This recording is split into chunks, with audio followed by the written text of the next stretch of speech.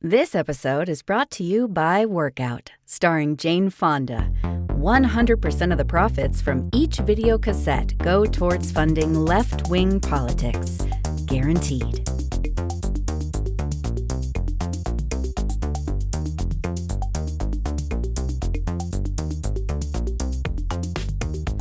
Oh my God, kids, we are back. It is February. It's Friday the 13th, as a matter of fact. So, greetings to all who celebrate. VHS Tapes Are Magic. My name is Matt McCarthy. I'm your wonderful, darling, redheaded bearded host. This week, we are talking to Luce Tomlin-Brenner, a comedian, a DIY filmmaker, a lifelong video store manager and physical media advocate. And then we're going to take a trip over to Videotheque to walk around with Luce and get to know that store. It's here in Los Angeles in Highland Park. We also briefly talked to Nikki, an 18-year-old who works at Videotheque. So doesn't that fill you up with hope for the future? The youth of America is interested in physical media. And then in between that, we're going to learn about the history of the worldwide phenomenon known as Jane Fonda's Workout, one of the absolute best-selling videotapes of all time. And for a period there, it was the best-selling videotape. So how about that, kids? We get to find out how all that happened. So in the meantime, you can check out the Patreon. Link in the in the description of this show. VHS Tapes of Magic is brought to you by you, the listener. And you can join the Video Movie Club, get access to full unedited videotapes that I watch on my social media. I will send you your very own membership card to the Video Movie Club, and you can be a member of the Video Garage. All numbered, all individually numbered, all signed by me, laminated. I make each one by hand, so it is slow going. I am still finishing everybody who joined up fall of last year. And there's been a big surge since January, but I'm doubling my efforts. If I knew that you were joining the Video Movie Club, I would have doubled my efforts. Shirts are available at ProWrestlingTees.com. We have a P.O. Box, 4854 in Valley Village, California, 91617. Also, all of this is in the description of the show, in case you want to donate any videotapes to the archive.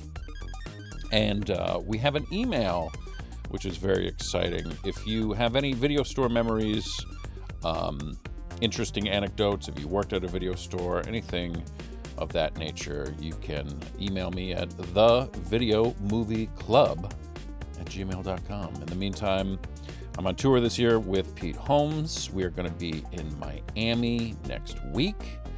I believe there are tickets available for that. You can go to peteholmes.com for more information. And next month, we will be in Royal Oaks, Michigan, March 12th to the 14th. So that's very, very exciting. So, without further ado, here's my conversation with Luce. And as always, Glennis McCarthy does our intro ads, and all the music you hear is by the inimitable Mike Doty. And remember, kids, VHS tapes are magic. You can follow me on all forms of social media at McCarthy Redhead. Now, here is our conversation with Luce.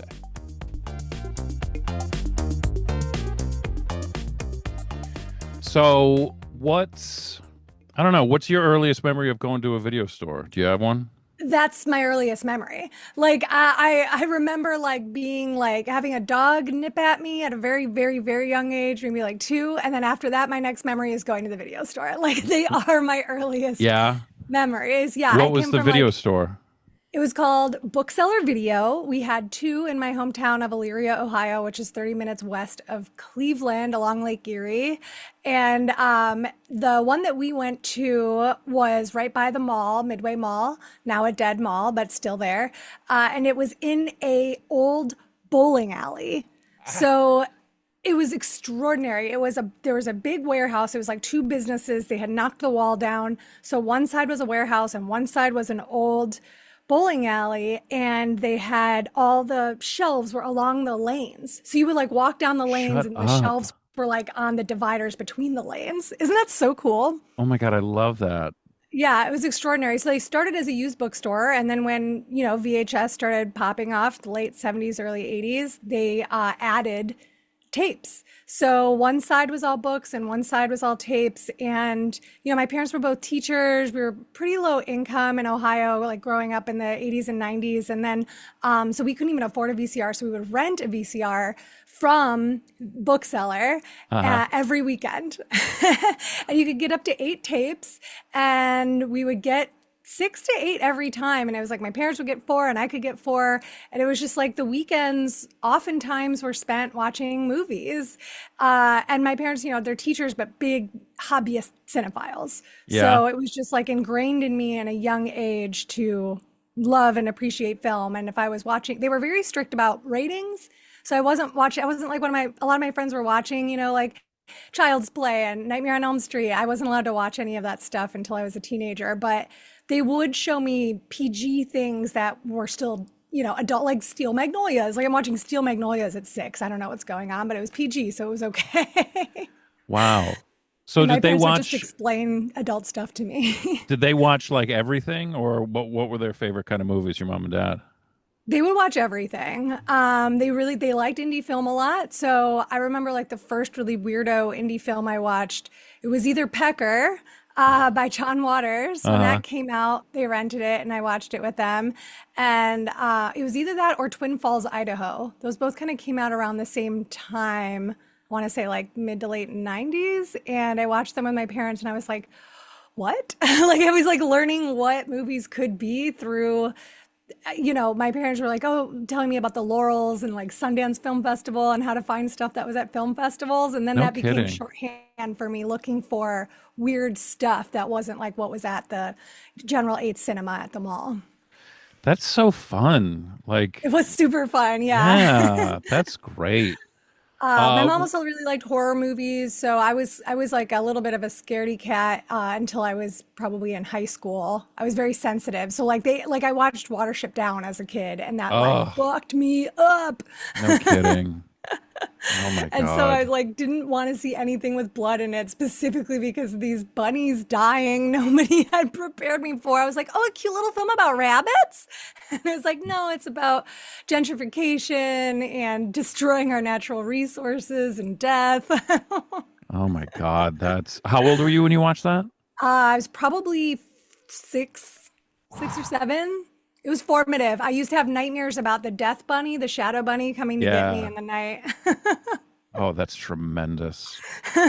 So what did I you still like to remember rent? the case, the clamshell case too, because it's when I would see it on the shelf after we rented it, it would scare me. Oh my God. You know what's so funny is I have a copy of it that I bought secondhand at a Goodwill, or I don't even know where I got it. Thrift store or something. But it wasn't until I got home I pulled it open and it's the wrong tape inside. It's some anime. Oh, that's hilarious. Yeah. I actually have a beloved double tape copy of it that there's two different, slip covers, and I have both of them, but the one that is the cool release where the clown is like coming through and it's tearing off the cover and Oh you can see yeah. the tape behind Yeah. Pennywise. That one I was so excited to find, and I got it home, and one tape, the first half of the movie is there. But then when I went to put the second tape in, it's the movie Red Corner, which I had never heard of before. I still haven't watched, but I have half of it and all of Red Corner. Oh my God. You know, it's funny you mention it because I haven't watched it yet, but my understanding is this tape is the original broadcast Oh of no, that's it. I amazing. feel like it was around Thanksgiving. That Like it would was, make sense because miniseries would usually yeah. come out like that Wednesday or Tuesday to be like, you can watch this all week with your family. I think Yeah. that's how all those kids got fucked up. Because especially with it too, I was like it as well, not it chapter 2. I was probably 10 when that came out, probably Mhm. like 1990. And I was so curious but scared of Yeah. horror movies and Stephen King. And there was something in me that was like, well, it's made for TV, so it can't be that bad. Safe. So Yeah. so I'll just watch the beginning, The which worst then of part. course is the most traumatic like depiction in the movie. It's horrifying. Yeah, Horrifying. yeah. Like you can't really get past it once you're No. in. So what did you Did you? like to rent? Did you Oh, were you yeah. would you explore like and I mean when you were like a kid when you were small like was it there's something that was always in the rotation because like I always rented Blues Brothers. I like that was my Oh, obsession when I was a kid. loved that movie. That was a big movie in my family. What did I rent over and over? I really loved the like 60s colorized live action Disney movies. So, and I loved Yeah. Haley Mills. So Yeah. I loved The Parent Trap. I was watching The Parent Trap nonstop. And I was an only child. So the idea of like not only a sister being out there, but a twin, it just Yeah. like delighted my little girl brain. And I was a big camp girl also. So I was like, I'm gonna go to camp and meet my long lost sister. Like it just like really played on my imagination. Mm-hmm. And yeah, Pollyanna, I loved that darn cat. It made me obsessed with Siamese cats, and I started collecting Siamese cat figurines after I saw that Yeah. movie.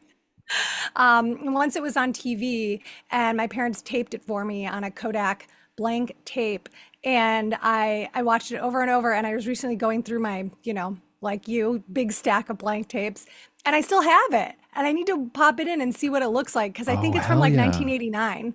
And so I think there's probably like a lot of really good commercials on there Oh, too. that is my just that's Nom, nom, nom, nom, sweet nom. cream pie. I know. Absolutely. Good Yeah. God. Yeah, I remember watching Pollyanna at my cousin's house. I feel like I've never really thought about it, but they must have had a VCR before we did because my earliest memories watching tapes was at the Enright's house. Oh, And nice. that's where I watched the Blues Brothers for the first time when I was like 4, like Wow. super No small. Yeah. context for that type of comedy at all. I mean, I just Great music. loved, yeah, it was for me, it was car chases and great music. And I was just like, oh, this is amazing. And then, and then the adults were enjoying it. So I was like, oh, this is cool. I've been, hooked on that ever since. But then I remember watching Pollyanna there. And I think still to this day, I have this, like, I'm upset that, and maybe these places don't exist, but I've always felt a little ripped off that I don't live in a place where there's just people outside walking around all the time on the sidewalk, and like Pollyanna Hmm. felt like that, where it was just being, and the carnival and being a part of everything, but then Yes. when she's like stuck in the room and then everybody comes to see her, I was just like, this is everything I want in the Yeah, world. it's so sweet. But then I Yeah. feel like towns like that, then everybody knows your business in a way that's not always helpful, That's a very good point. That's a very good point. It's good to a point, but then there's I feel like the movie Brooklyn really shows like what actually sucks about a small town. Did you ever see that one? I'm trying to think. Which one was that? It's Saoirse Ronan, and she's an Irish Oh, yeah, yeah, immigrant yeah. to Brooklyn. Yeah, like Irish town is like made up of the worst people of all time. Right. Because every time I watch Do the Right Thing, Mm. I'm always so like I wish I lived in this neighborhood and Yeah, just right up until the end. right up until the end. Yeah. It's like Old Yeller. You're like having a dog would be sweet. You just cut off that last, climactic scene, and Do you know Jesse Pop? I don't think so. I'm He not had sure. a joke about a friend. I guess this is true. He had a friend growing up whose parents like taped over the end of La Bamba Oh my God. to not upset him. So he's like, what a fun movie. And then Pop's always like, so I'm imagining this guy as an adult in the record store in the Richie Valens section, just like greatest hits, greatest hits, greatest hits. Where's the new stuff? No, that's so fucking Too funny. good. I mean, you could do that with so many classic movies. Like, and now that's what I call movies edit, where it's just like the good times. You could do Right. that with Saturday Night Fever too.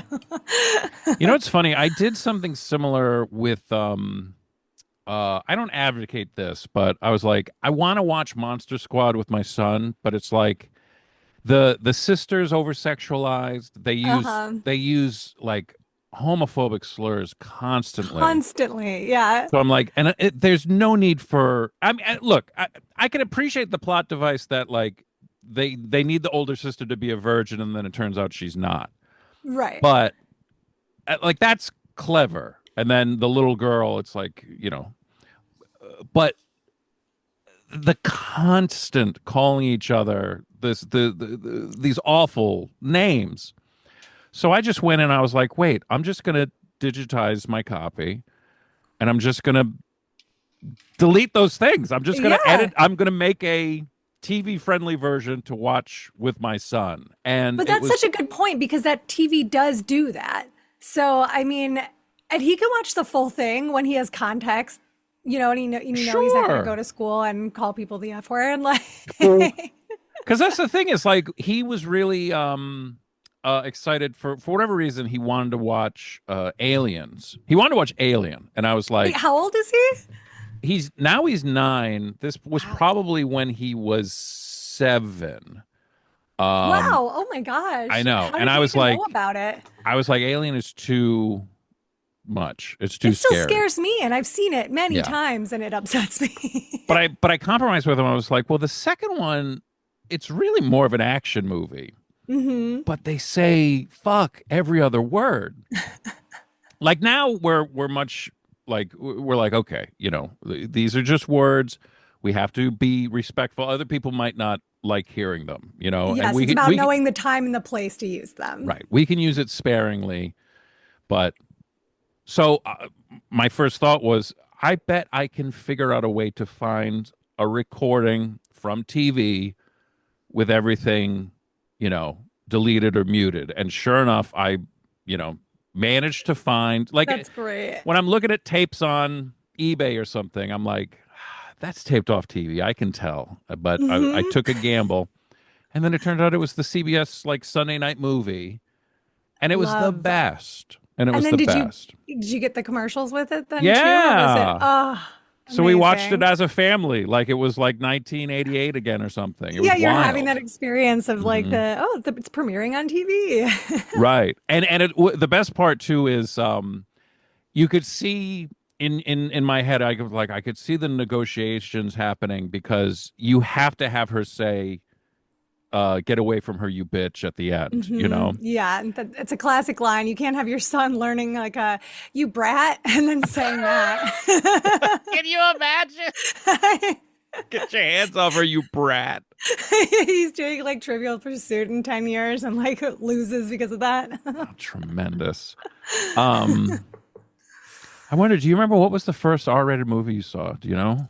I'm pretty sure it was Stripes. And Oh I think I was at wow. my aunt and uncle's house for my godparents. And they weren't like super loosey goosey, but they were way more permissive than my parents. And they were very much the like, if it's a comedy, it's fine. Yeah. And I mean, yeah, I didn't know any of the sexual stuff was like going over my head. I wasn't that young. I was maybe like 10 or something. But Yeah. I'm pretty sure it was Stripes. And then shortly after that, Romeo and Michelle came out. And my older girl cousin who used to babysit me told my mom that it was like appropriate and that I would like it and that we should go together. So I think when I was like 12, my mom took me to see Romeo and Michelle when it came out. And I was just like, it felt very adult and I Yeah. felt really special. And my best friend who lived on my block had also seen it with her mom. And when the tape came out, we both bought it and we would trade off every day going over to each other's house after school and watching it. Like, we'll watch your copy, then we'll watch my copy. Oh, that's so sweet. And we just had so much fun and we learned all the little dances in it. And it was like, that was like the first rated R movie that I like loved. And that made me feel like I had a window into the adult world and Yeah. something to look forward to. And it made adulthood look really like fun and playful and not like, like a lot of rated R movies, like adults going through harrowing experiences. Right. Did you guys have much of a movie collection when you were growing up? Yeah, so like I said, we didn't have a VCR probably until I think I was 6 or 7, and Santa brought the family, me and my mom and my dad, a VCR with several boxes of tapes. And my dad got, it was like the shirt boxes that you would get at like Kaufman's or J.C. Penney's, you know, like and my mom stacked them full. So my mom got a box of tapes, my dad got a box of tapes, and I got a box of tapes. And they must have done Columbia House because, you know, tapes were like $20 to $50 at that point. We couldn't afford that. So they had, because I know they did Columbia House for cassettes for music. So they must have signed up for Columbia House for movies and got like 20 of them for That's amazing. $9 or whatever. What was in your box? Charlotte's Web. Prancer. That was a movie I used to rent all the time. Oh my God. I saw that in the theater. I think I might have seen that in the theater too. I don't know how old I was. Then maybe like 5. But that movie is so good. Do you rewatch it regularly, like at Christmas or anything? I have it. I'm trying to remember the last time I watched it. Is that the one where does the dad die or like the dad comes back or something? The dad's alive the whole time, but the mom dies before the movie starts. The dad's played by Sam Elliott, and he's like a gruff, like apple orchard farmer who's like not making a lot of money from the apples. Cloris Leachman plays like the scary reclusive woman that the little girl befriends. Right. And it's a little small town movie where everybody knows each other. But it is like one of the very few movies that like represents like low income rural life in a very honest, non-patronizing, pathetic way. Like it's very honest and sweet, and it's not super messagey. And I'm like, wow, you know, I was watching it a few years ago for the first time in years as an adult, and I was like, God, this is a great movie about low income people that's not about their poverty. These are just people. And I'm like, we don't get, you know, now we get like, what was that dumb bullshit by the dumb fascists that we have now? Like we get that movie about like quote unquote poor people with Amy Adams and Glenn Close. And I'm like, this is not, right. So we don't get just movies about different types of income brackets, you know. And Prancer it's beautiful. It like really reminded me of the county I grew up in, because we were in a city, but there's a lot of farmlands like in our county. And yeah, I just really, really loved it. So now I watch it again, like every Christmas, and it's a really lovely Christmas movie. Yeah. But I used to rent it all the time. I loved it. And then Santa brought it for me in my box. And a Bugs Bunny movie that is on a tape that I was just looking at it because I still have it. And it's like Movie Treasures, I think. It's a distribution company. Like one of those, like is it maybe even recorded in like EP? I think it is, because I was like, I should flip this on and see what this looks like. It's probably awful. Like the tape feels so light. It's so light, yeah. I'm like, I'm surprised when I pick it up, it doesn't just like crumble in my hands. Like it's bad plastic. I was explaining to somebody, I was like, I can pick up a tape and just know if it's a piece of shit by how it feels, you know? Yeah, that's how you know we're professionals. Yes.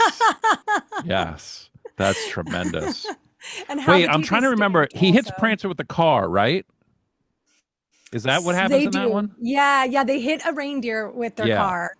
And she's really upset, but it gets up and gallops away. And the next day in town, there's this really cute blow mold decoration over the town square with Santa and the 8 little reindeer.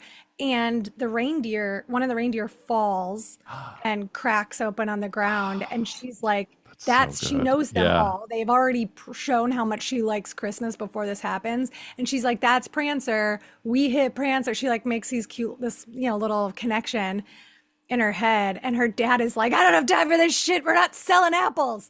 We don't have any money. There's no time for whimsy in this house. And she's like, Dad, we killed Prancer. And she like, the reindeer shows up in their yard and is like eating their apples. And she's like, I'm going to keep this deer hidden from my dad in the barn, and like buys a bunch of seed and feeds it to him. And the dad finds out and he's like, we can't be giving an animal that's not in our farm seed, you know? And like, I fucking love this. Yeah, it is so good. And then she goes sledding through Cloris Leachman's yard, and she's like a gnarled old witch. And she's like, get out of my yard. You're ruining my prize begonias. And she's like, I'm so sorry. And she's like, you got to make it up to me by cleaning out my attic. And then the little girl does, but she finds all these boxes of antique Christmas ornaments. And because the little girl loves Christmas so much, after she cleans everything out, she decorates the attic and these Christmas ornaments. And the woman comes up and she's like, why don't you use these anymore? You used to have such a beautiful house decorated for Christmas. And she's like, put all this away. How dare you get these? Ah, like freaks out.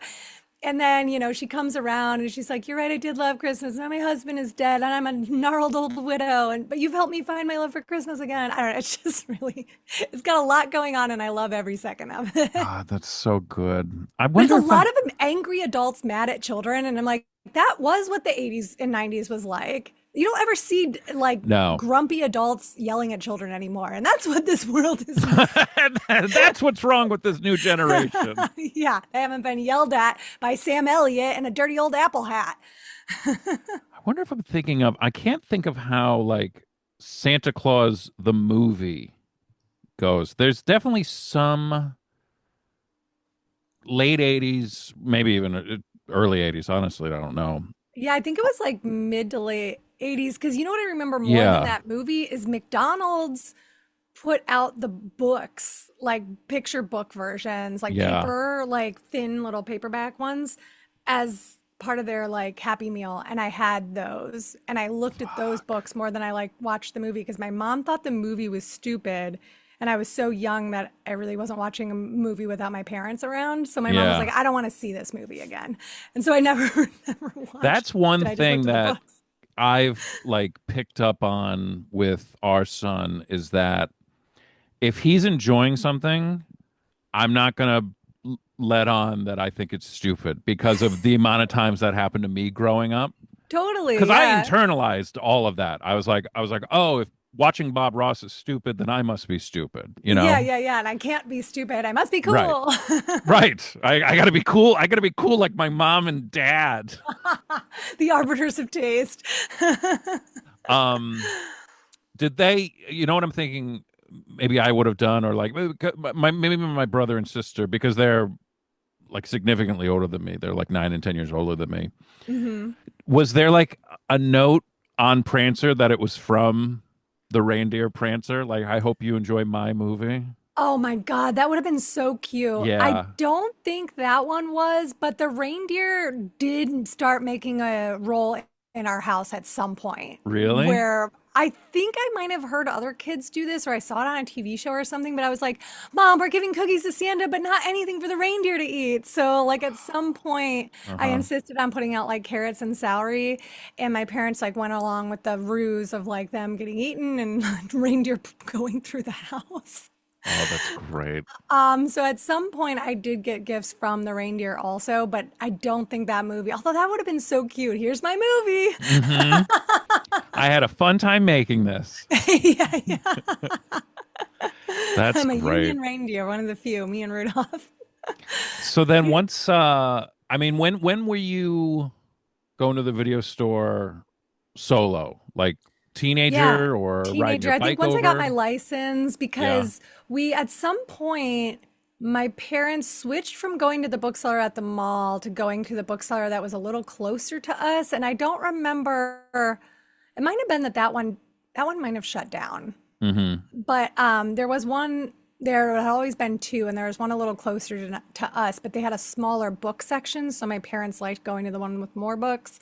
But the one near us is the one I started going to with my friends, and it was just a little too far for me to ride my bike to. But when I got my license, I would pick up my friends, and we would all go there after school or every time on the weekends. And then when I turned, they had like, of course, a porn section that I was just so, it didn't have curtains, but it was like a thin, a skinny doorway. And there's just a big, giant red stop sign that said, "Stop, adults only, must show ID." And I was just like, what is back there? Like, I was so intrigued. And yeah, of course, my mom was like, just for adults, you have to wait until you're an adult. And now I just think of that great Simpsons joke where Bart goes into the adult room and it's all like foreign films, like Fellini.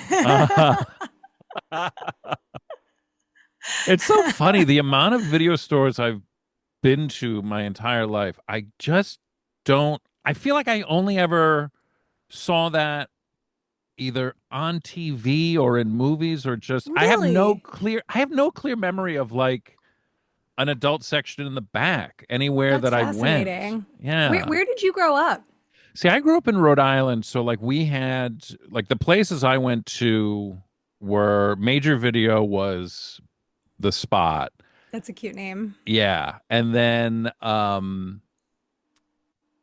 really rented movies at the grocery store, at the Stop and Shop. There was the Video Hut. Yes, I remember Stop and Shop having movies. Oh yeah. We had a I drug mart that also had movies. Yeah, the Rumford Pharmacy had like the Rumford Pharmacy had that was when it first dawned on me that oh, there's crappy video stores too. Yeah. Like anything that was like that the Rumford Pharmacy was the first place where I was like, what the hell is this? They made The Punisher with Dolph Lundgren? How is this possible, you know? Yeah. Yeah.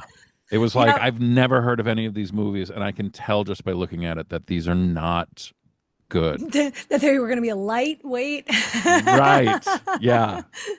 Yeah, because we went to a bookseller and it was a huge warehouse filled with movies. I mean, it was like the size of a Costco, but like movies That's and incredible. and books and posters and magazines and you could play they had the lotto and scratch off, so you could pay Western Union, you could send Western Union or pay your water and telephone bill. Like it was like a community hub, Oh like my anything you could God. possibly want was there.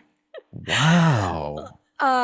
So and a huge adult section that I was just so eager for. So my friends and I, we all my friend Melissa was the first one to turn 18 our senior year, then Lindsay, then me, then Laura. And so it was like September, October, November, December. We were all in a row. So we each time one of us turned 18, we would like all go to the adult section together. That is And like tremendous. rent one film. And What was the it was adult just so movie you thrilling. rented? Do you remember? Yes, I wish I knew the name, and it'll just haunt me for the rest of my life. But maybe if there's any like 90s porno aficionados out there, it was a vampire. It was a vampire Shut porn. up.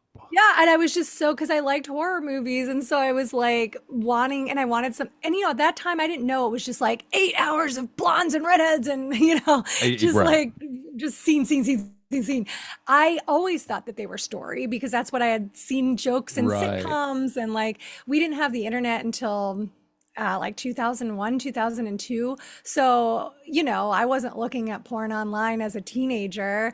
So my reference was like HBO Real Sex, Yeah. and like, softcore stuff, Red Shoe Diaries. So I was like, Right. I'm looking for a story. So my first time I went back there and it was just like, there's like Deep Throat, like I was looking for like classics and they did not have a classic porn section at that store.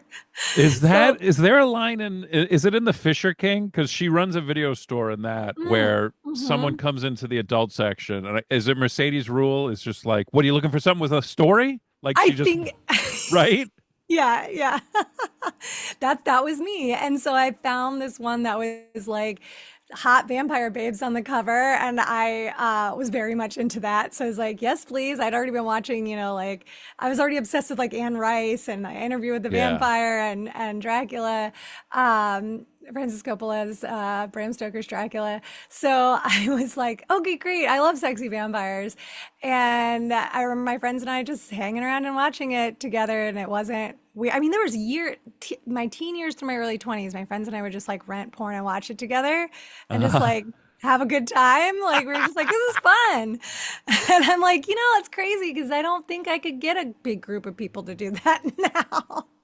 It is so fun because when I was in my freshman year of college was really when that started.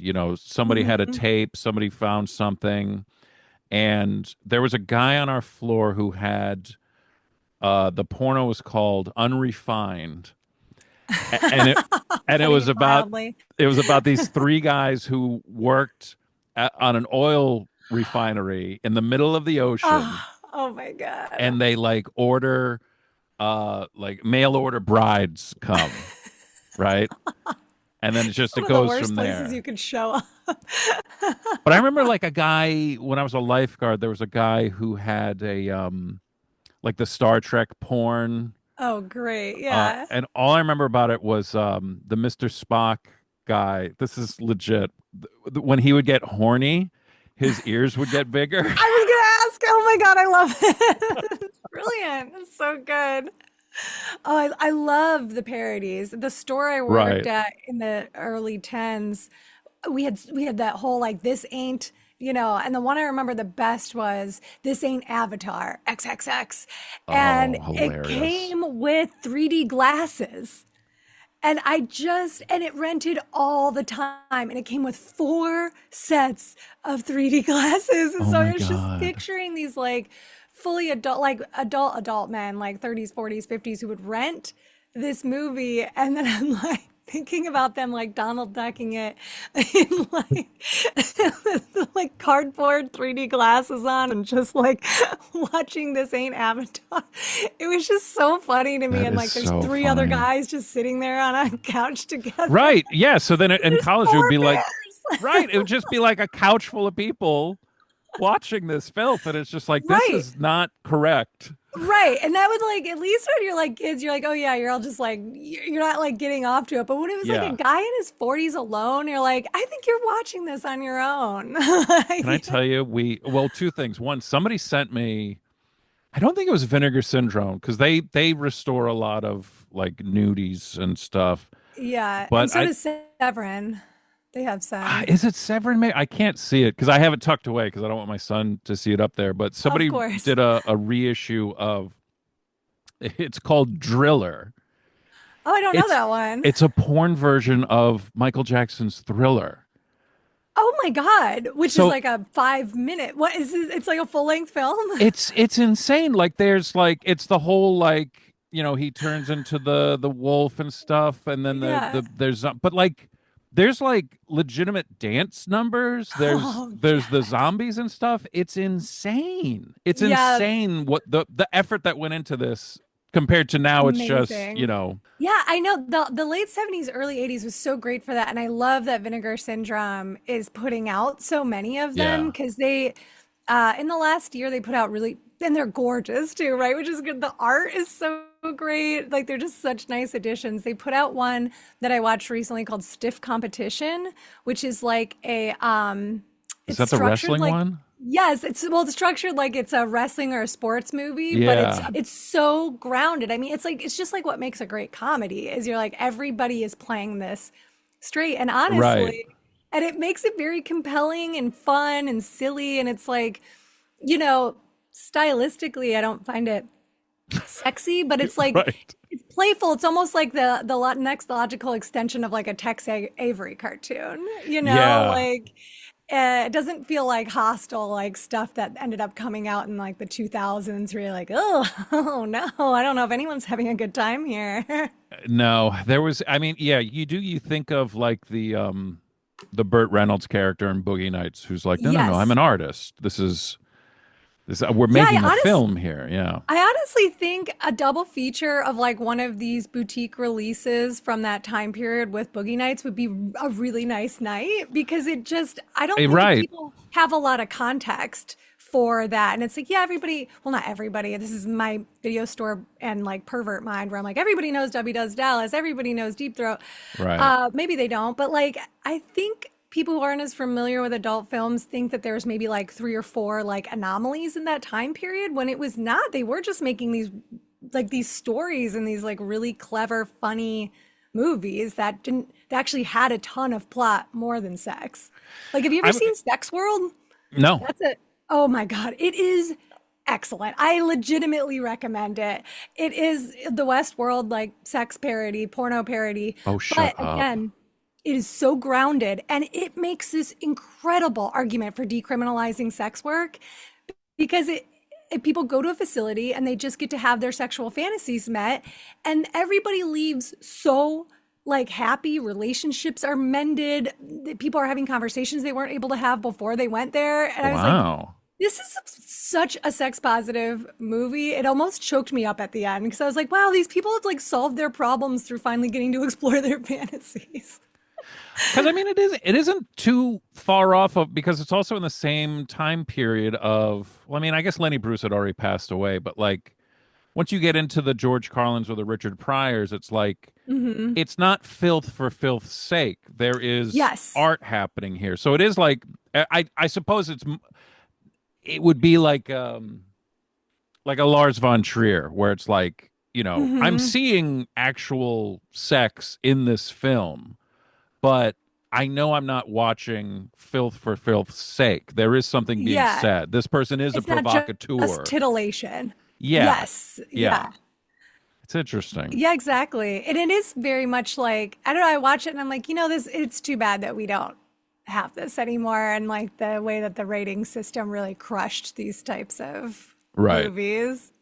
Because I have a joke about this that I did for a long time because I've managed like 5 video stores now, and all of them have had an adult section except for like Videotheque, where I work now in Highland Park. We Hmm. don't have like a roped off section. We have like a whole erotica shelf, and a lot of that is like boutique stuff and vintage stuff. There's this whole erotica section where you've got Tinto Brass and like a Betty Page and all the Doris Wishman stuff. Right. And like so having worked with adult films since I was like 17 in this very specific realm, I I have watched time change from when people had to come into the video store to rent their porn, Hmm. and they had to talk to me. They had to like look at it like an 18-year-old girl and be like, I would like to rent this. And then they had to engage in conversation with me. And I would always treat everybody super normal. I mean, the nice thing about working with that stuff at a young age is that it got normalized to me immediately. And I was just Hmm. like, because people would rent something really crude and without a story, with like Eternal Sunshine of the Spotless Mind. You know what I mean? Like they would rent the films together, Right. and I was like, this is just entertainment. It's all entertainment. This is all the same. One thing isn't worse than like another thing. And it was like community members. I mean, because I was at our local store, I saw people I knew renting porn, you know? Hmm. And so it just like took the veil from my eyes, where I was like, this isn't a big deal. And then I've watched, to the point where there aren't enough video stores anymore, and like people don't need to get their porn that way. And people are more weird and secretive and conservative about sex than they were when I was growing up, like in the 2000s. And I'm like, you know what? I think people need to go in person to get their porn. I think they need to stand by their choices. I think they need to honestly be like, I'm okay with this. I'll have a conversation with you and look you in the eye while renting this filth. And I'll be like, okay, great. I accept your filth. And then they're like, I'm okay. I'm not ashamed. And, no violent outbursts happen.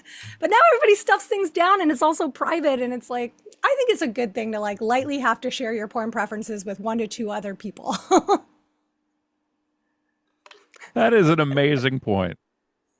Thank you. I That thought is about it tremendous. a lot, because it was really like, especially when I would take porno rentals back into the back room. And I'm just Uh-huh. thinking, it's so funny because I felt like a grown up when I was in college working at the store.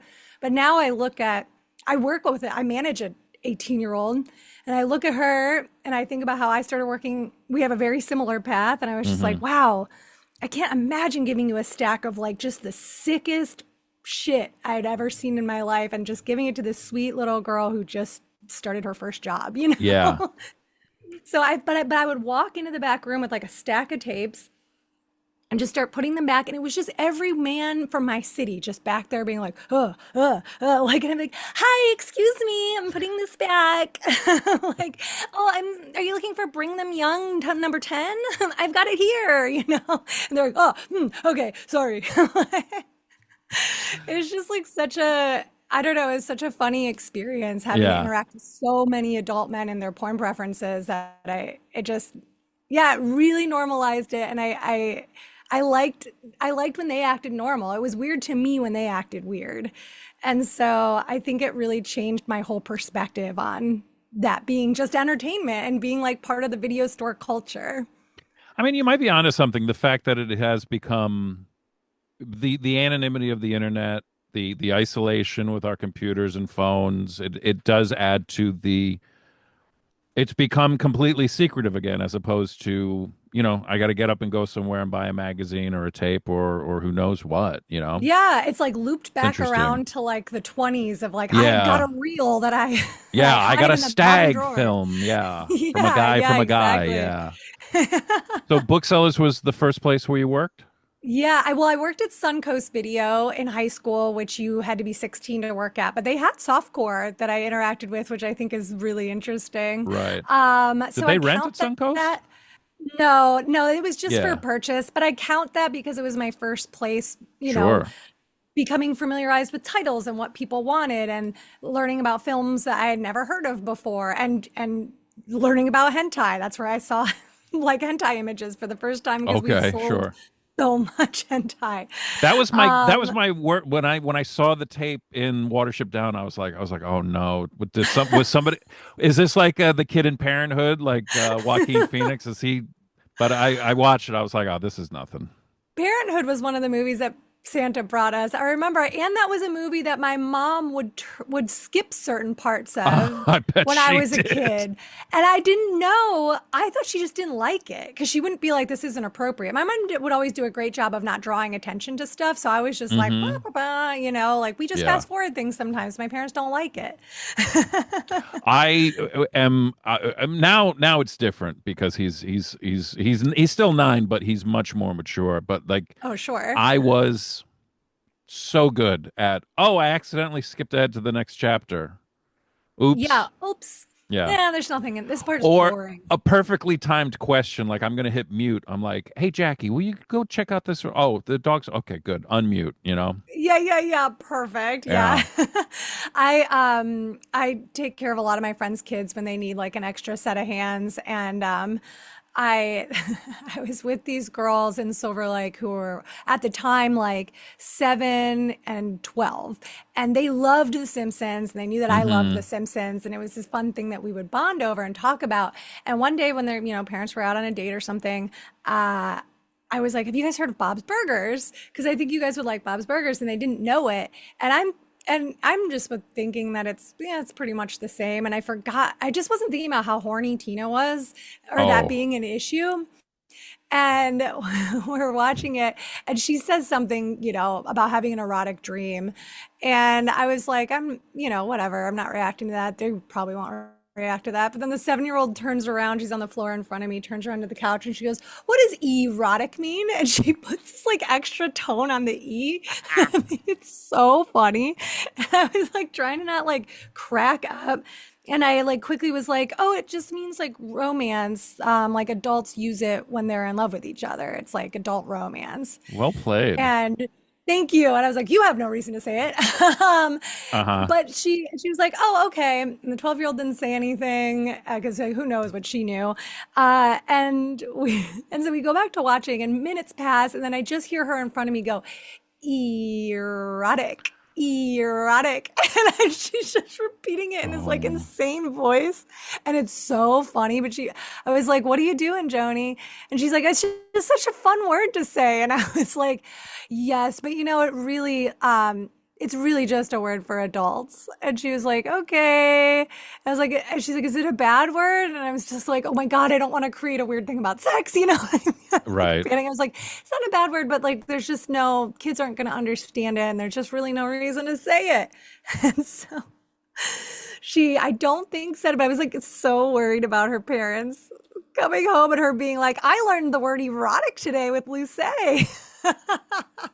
Seriously. Now, I find that that's the only way, just to make it as matter of fact as possible. Yeah, don't make it interesting at all. Don't put it in a back room with a giant red stop sign and cowboy doors that, Yes. Oh my yeah. God. Or like little, the beaded curtain. Yeah. I mean, so yeah, Suncoast had the softcore section. Bookseller was my first rental job, and I got that my first summer home from college. So I was 19 and I worked there all summer long. And then I went back to school, and I was only like 90 minutes away. So every time I had a vacation, I would just come back and work at the video store. And I did that for 4 years. Hmm.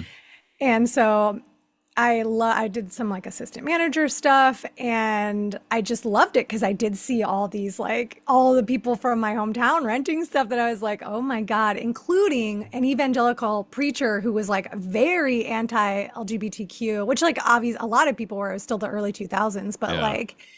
but he was like really outspoken about it. And me and most of my friends were like queer or at least like punk weirdos, you know? And so we were like on the side. We were hardcore, like against all kinds of bigotry. And his son went to our school and his son was like sweet, but like, I don't know, corny and not like, I think as he evolved, he became very conservative, but Yeah. like his dad was a real piece of work and he would rent lesbian porn. And I would just tell all of my friends, and it's like had graduated, so I didn't know what happened to the son. I hadn't kept in touch with him. But man, if I was still in high school, I would have spread that like wild. It was just that was my first sort of, I don't know, face-to-face experience with like political and social hypocrisy. Yeah.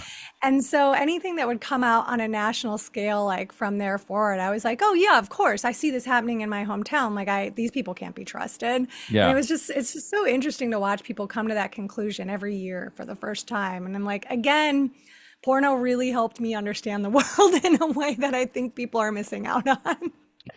Man, I mean, when you write your book, that'll be the name of the chapter is Hypocrisy at the Video Store, you know? Yes, truly. You know, one time I had this really sweet old lady come up and she was talking to one of the male managers and he was like, she wants to talk to you. I was like, why? And I guess I had helped her, you know, some other time find some regular movies around the store and she had Yeah. liked our interaction. And she's like, my husband passed away last year. So right away, I'm like, where is this going? You know, and she's like, and I miss him and I haven't like been with another man. And, you know, I've never rented an adult film before, but I was thinking today might be the day that I like rent my first adult film. And she was like, would you go back there with me? So she's like, I don't know if it's going to be like all men. So I like went back with this like older woman and it's like, who knows how old she was? Cause to like a 20-year-old, you know, anybody Sure. over 60 seems ancient. Yeah. So, and I didn't have anything to recommend except for some like vampire porn, you know?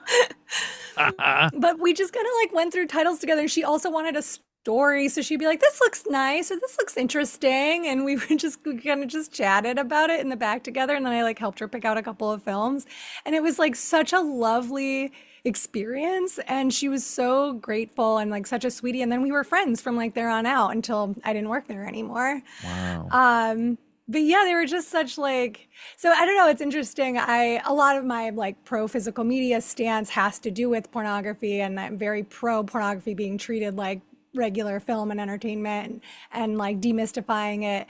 But so much of that comes from like really positive experiences I had with real people being, you know, not freaks, you know, like freaks in a good way, but not like dangerous people, you know? Right. So then where did you wind up after Oh yeah, so I was Suncoast in high school, Yeah. bookseller in college, and then I did a lot of nonprofit work in my college hometown. So I would like work at this local like domestic violence center, and I did a lot of like abortion hotline stuff. And to like take the edge off, I also worked at like a nearby video store because I was like, well, you know, I moved into my college town. I lived there for a little bit when I didn't live at home anymore. So I wasn't going back home to work at bookseller. And so I was doing this like really serious nonprofit work throughout college when I was there. And then I was like, well, I miss my hometown video store. So I started working at the family video store in Findlay, Ohio. And I quickly became the manager there. So I was doing like very serious hotline calls some nights, and then other nights I was working at the video store. And I managed this family video store that also had a back room, which I thought was cool because, you know, Blockbuster didn't, Movie Gallery didn't, Hollywood Video didn't, but there was Right. this chain that did have it. But it was just it was the worst time to work at a video store, in my opinion, in my like 25 years of doing this, because it was when Borat came out. Do you have Borat on DVD? I think I Or do chance? somewhere, yeah. Sure. Do you remember what the release looks like or what the disc looks like? Is it him in that swimsuit thing? No, it's like their whole it's a great conceit. It's a funny bit. The whole bit is that it's like it looks like it's a burned copy, right? Because it's like Kazakhstan. The joke is just that everything's shitty there, right? So instead of it looking like a real DVD, it looks like a Memorex disc, and it looks Okay. like somebody like scrolled Borat in Sharpie on it. But there's a little joke kind of like in the like around the hole, and that you can tell, and just the way that it's printed, and it just I don't know. It's like, have you ever interacted with a blank disc ever? It just doesn't look like a blank disc. It looks like it was printed to look like Right, that. right. But no person got the joke. And every single person who rented it would come back later that night or come back the next day and say that we gave them some shitty copy or it wasn't a real movie and somebody put a blank disc in there. And for months, my job was explaining to people that that was a real disc and that it's a joke and trying to show No. them the joke on the inner label and trying to show them that it's not real Sharpie. And they wouldn't, and some people would just be like, oh, okay. No one actually thought it was funny, which was, a bummer. And then other people would argue with me. And I was like, what? I opened all of these. I put them in the, like what you're holding. I opened it and put it in that case. Like that's not the case it came shipped in. Like I know what it is. Yeah. And it was hell. It was like every day for months I had to talk to people about it. It ruined that specific job. And also I only worked with dudes at that job and they weren't cool dudes. They were really corny and they loved that movie so much and they quoted it constantly. It was just hell. It was just like a bad year to work at a video store. That is Didn't love hilarious. 2007. Were people like trying to get refunds on it? Like this is Yep. bullshit? That's Yep, they thought we insane. were ripping them off. They thought that we put out fake copies. I'm like, this is a chain. Why would we explain the logic behind us Right. doing that? Yeah. Wow. Okay, so then So you're at that's Family my Video. yeah. So I ended up leaving Family Video. I got a job in DC doing nonprofit work because a bunch of my friends and I studied women's studies and film, and I did a lot of like more critical like film studies, not like production. Okay. But a lot of my friends were in the production side of things, but I was like, oh, I want to write about film from a feminist lens. And there just wasn't a ton of opportunities to do that. The old internet, there was blogging, but there wasn't like a lot of paid opportunities yet. Like if I would have been coming of age like 5 years ago, I think I could have really popped off. But like I was just writing long essays on like a blog and like sending it, getting paid on websites that don't exist anymore. It's just so much Yeah. writing lost to the wind from like 2005 to 2009. I'm just like, who knows where the fuck that is if it still exists. MySpace. Oh my God. I just wrote long film essays on MySpace all the time at like 22. Here's I mean, you're why. not Did you wrong. ever It's a little ahead of your time, you know? I know. Yeah. It's rough. And now I'm so tired. I feel like I can't do unpaid long form writing and wait for it to take off. But so I didn't get any work doing that, but I loved looking at film in a critical way. And because of my video store background, I loved movies, but I didn't know how you could look at every movie from a intellectual standpoint. And when I like learned how to read film critically, it was like it was like another dimension opened up. Hmm. And I was like, wow, there's like another way you can watch these films and like the lighting can mean something. Like it's not just the way it looks Right. good, beyond aesthetics, you could use different technical aspects to make it mean something. That just felt, I don't know, I felt like it was such a thrill, like a logic puzzle almost, and which I'm not actually good at real logic puzzles, but with film, I just could see everything magically. And so I loved writing about it like that. And then but I just couldn't there wasn't any work in that. So a lot of my friends from the women's studies program had moved to DC and I found a job in DC. So I moved down there to be with my buds and I kept doing nonprofit work, but it was intense. I was doing really, really intense, serious work and I'm a goofy person. Right. You And need so I that just balance, really huh? yeah, and I missed the video store. I loved every time I would be like, you know what? I'm graduating college now. I need my grown-up girl job. I can't work Hmm. at a video store anymore. I've been working retail since I was 15. And then I would be out of a video store for like 5 or 6 months and I'd be like, I really miss that fucking video store. It was like when Homer went to work when he got the job at the bowling alley. And he was like, man, I really feel alive now. And then he had to go back to the plant when they had a third kid and it ruined his life. Let me ask But I'm you, like, that's my bowling alley job. when you were between video store gigs, You were obviously still renting videos. Was it Yeah. like the alcoholic walking by the liquor store? Were you like, or were you going in like hypercritical? You're like, oh, I would change this. They're doing this wrong. Yeah. Oh yeah. I would I had, was with boyfriends or girlfriend, people I'd be dating at the time, we'd go to Yeah. rent a movie and without even thinking about it, they would call me out. I would like be rearranging. I would notice that stuff was out of alphabetical order and I would be like fixing it. They're like, what are you doing? Or they'd be like, you're going to rent all those movies. I was like, no, I just noticed the section was out of order. And they're like, what? And I was like, yeah, what am I doing? I don't like, it was very like, Yeah. I really just loved being there. And so yeah, every time I left, I thought I was leaving to be like a grown up girl. And then it would be a few months and I'm like, I don't want to be a grown up girl. I want to work at the video store. And I would just find a new store. And it was also when I lived in DC and I was working this really intense job that I missed doing comedy because in my high school theater program, because I also grew up doing theater, my high school theater program had taught improv and I learned improv in high school, short form. And I loved it. And then I did short form in my college team and I liked it okay, but it was a ton of dudes and it was the early 2000s. So it wasn't, a lot of times I was like, oh, I don't like all the prostitutes they're making me be in every scene, Yeah. Like, It's a little it like was always like, you felt like the older widow going into the back room. yeah, exactly. I'm like, I need a girl on stage to hold my hand. It's like, why am I a stripper in every single scene? We're at the zoo.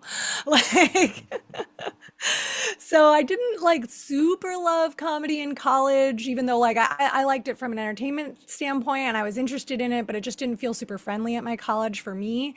So, but when I moved to DC, I had some friends doing improv and I was like, I'm gonna get back into improv. I think that'll help me get through this difficult job. So at nights, I got a video store job. And then some nights I would do improv. So it was like domestic violence hotline all day. And then I would either go to a video store or go do improv at night. And after about a year of combining those three things, my boss at the video store was like, hey, the manager's leaving, is moving out of town. Do you want the manager position? And I was like, I'm miserable at this other job. I don't think this is what I'm supposed to be doing. I want to be doing comedy more. So I took the manager job in 2010 at the video store in DC. And I left my nonprofit job. I worked full time at this video store. And then I started doing improv all the time. And then I started going up to New York to take classes at UCB. Like every week I would take the bus up there. And then I started doing stand up in New York on the weekends. So it was just like, I think in 2010, I was like, you know what?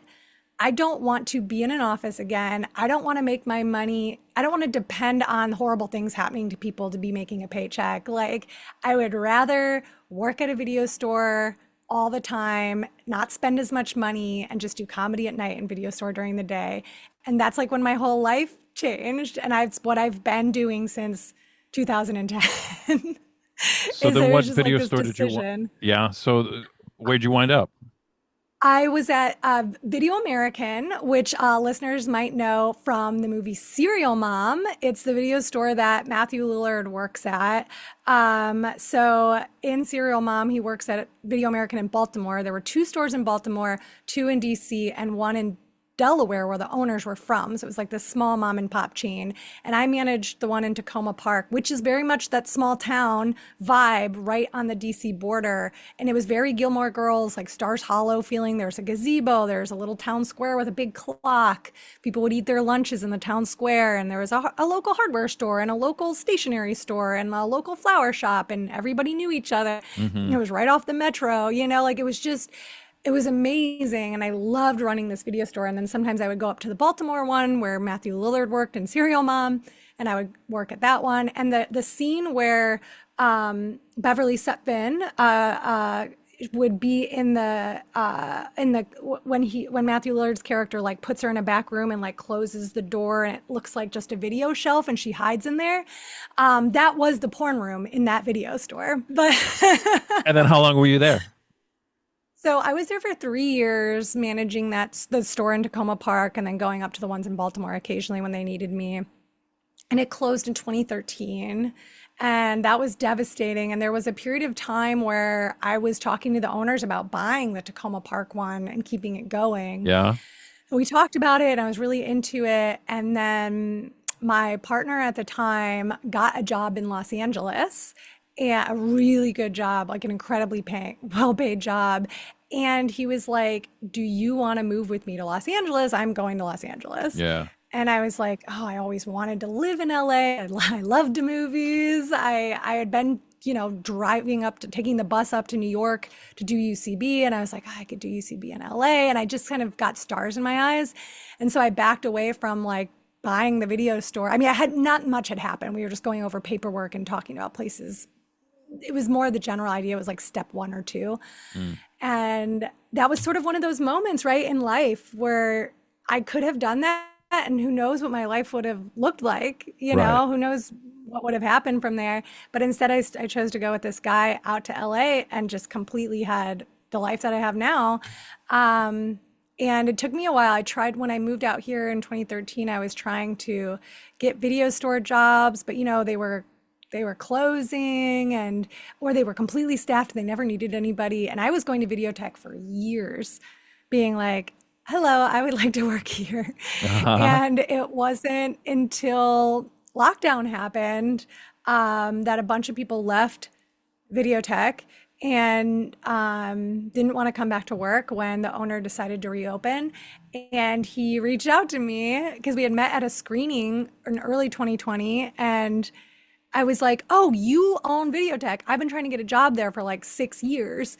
And he was like, oh, yeah, we're fully staffed, but I'll like keep you in mind. And then like 3 months later, he reached out to me and he's like, well, I know we're in the middle of a pandemic, but do you want to work at the video shop? And I was like, fuck it. Yes, I do.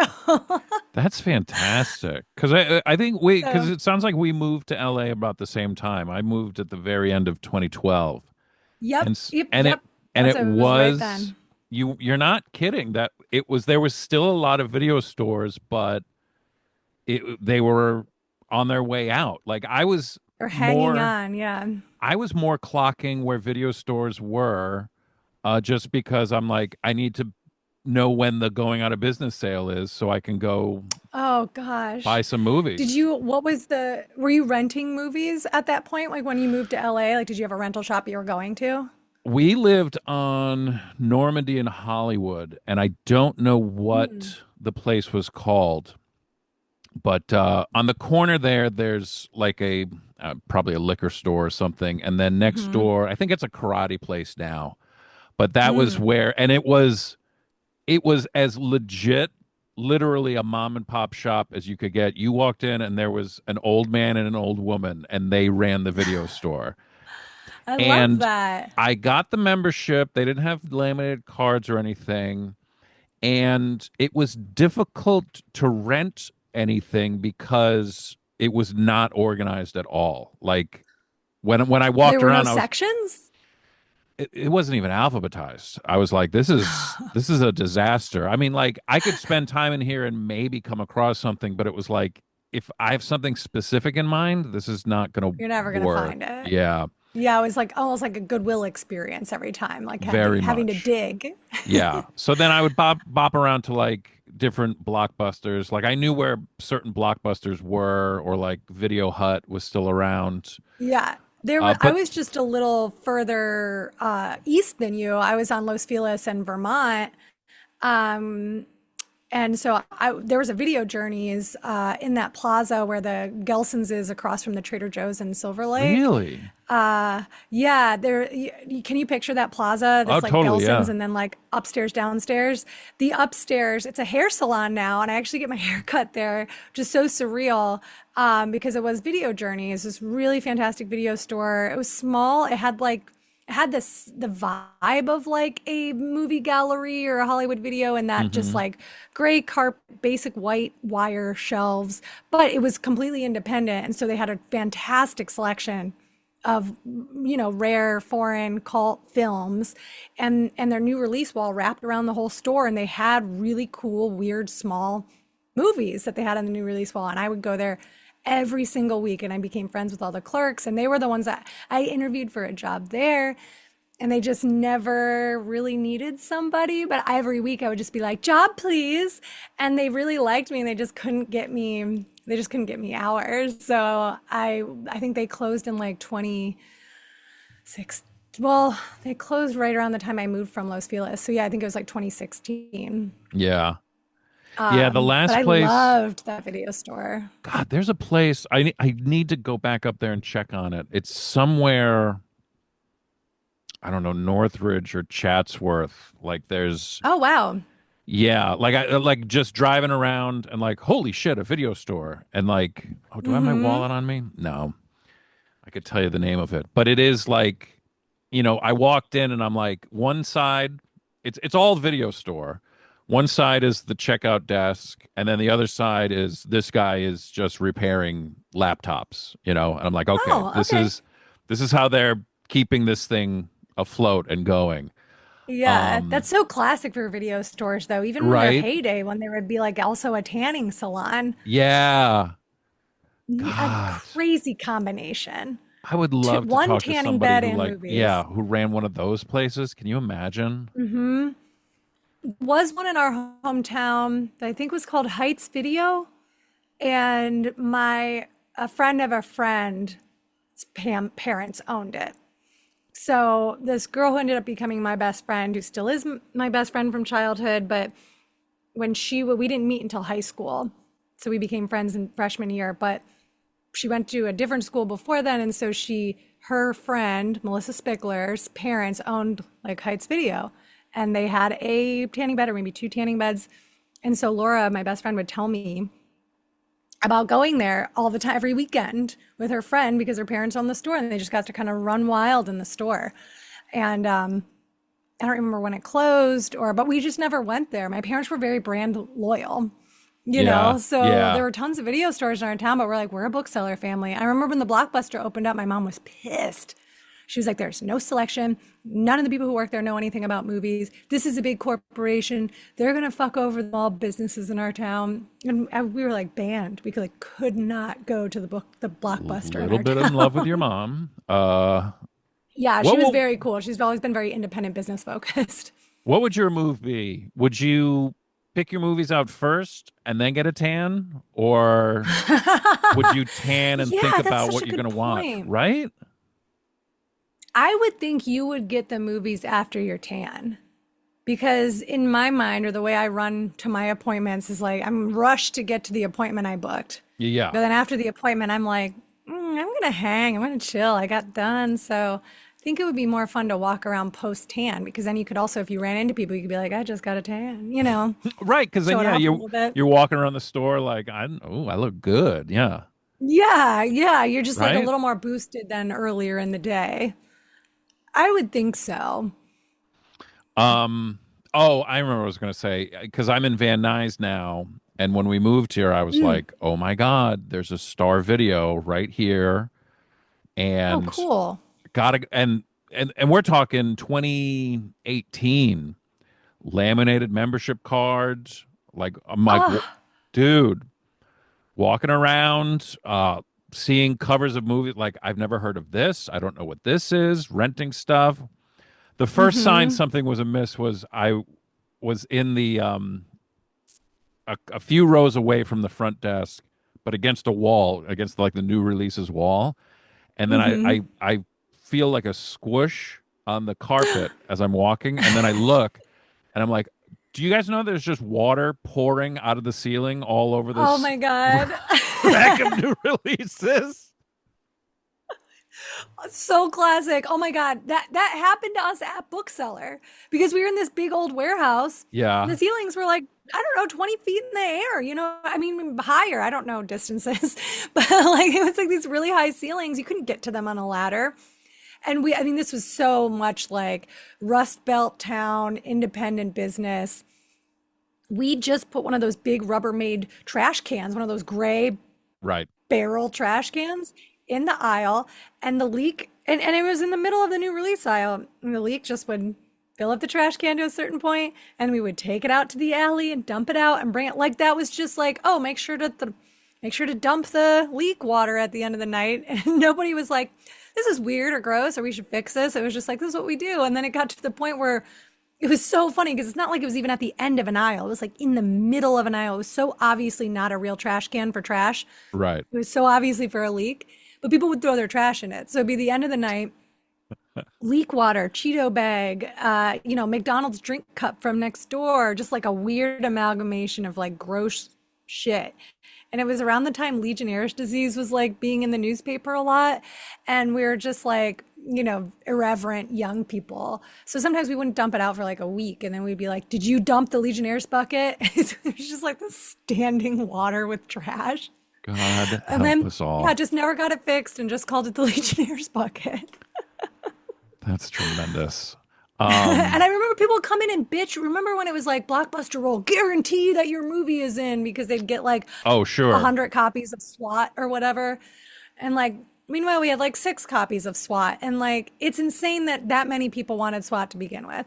So I remember we wouldn't have it. And then this woman like came up and bitched to us, like reamed us out about how like we were going to go out of business because we can't guarantee our movies and Blockbuster guarantees the movies. And why should she keep coming here? And why can't we guarantee a movie? And I remember this was like one of those moments where I was like, I was so clever in the moment where I was just like, we have a standing bucket of water for a leak we haven't fixed in over the year. Why do you think we could guarantee a movie for you? And it just like stopped her. And all my coworkers were like cracking up. And she just went, and shorted out and walked out of the door. And I was just like, I am the most powerful creature. But I mean, it was true. I'm like, look around. You're not at Blockbuster. Yeah. You think Blockbuster has standing water? They don't give you the opportunity to just throw out your trash halfway through the new release wall. I mean, come on, that's also a feature. Yeah, so then Star Video went out of business immediately in the lockdown. No going out of, no closing sale, no. I even tried sending a few emails. I was like, what happened to those movies, Yeah, exactly. Like, are they being held somewhere? Hoping they don't put them out in a dumpster, right? No. No, I know. Because there was just like this period of time in the teens where it was like Eddie Brandt's went out of business, Odyssey Video went out of business, and Video West, and I just, God, it kills me. I love that the Odyssey Video sign is still up in North Hollywood, but it just kills me that it's just like some bougie catering company is in that building now. Can I tell you, I feel like such a schmuck because, well, for one, I never even heard of Eddie Brandt until like literally this year. Somebody mentioned it to me. I know. You never got to see it. Oh, that breaks my heart. I know. And I live up here. I'm just like, I don't know how it just never came, like while I'm looking on my phone, like video store, VHS, and then Odyssey Video, I was always over in that neighborhood. And I just assumed it was one of these places that says video, and then you walk in and it's just, sex toys and stuff. And I was like, so I never bothered to go in, and it wasn't until it closed that I was reading articles about it. Like, you idiot. Because I got burned so many times when I lived in New York, seeing the sign for video and like, oh, cool, a video store, and then going in and being like, God damn it. Doing the like Grandpa Simpson, like walking in, taking out the hat, picking up the hat, walking out again. 100%. So then you've been at Videotheque since the pandemic. Yeah, for 5.5 years now. Yeah, which is actually, I think, the longest I've ever been at one store. Really? Because it was like, I was at Suncoast for a couple years. I was at Bookseller for 4 or 5 years. I was at Family Video for a year, and then I was at Video American for like 3 years. So yeah, this is the longest. You know why? Because I would work at them and then they'd go out of business, and it was really just, I left Suncoast because I was moving to college, and I left Family Video because I was like not a great operation, but otherwise they were just closing. And so I'm like, great, well, Videotheque we're going strong. And it's so flexible, and I've been there forever. I make my own schedule. I can just, come in halfway through the day, do some work, leave. And it's so nice to be able to like do comedy and do Hmm. film and just go in when I need extra money and take the week off if I need to. Like it's so flexible. I was like, I'm gonna work here until they die or I die. It's just so ideal. There's no reason to not be there.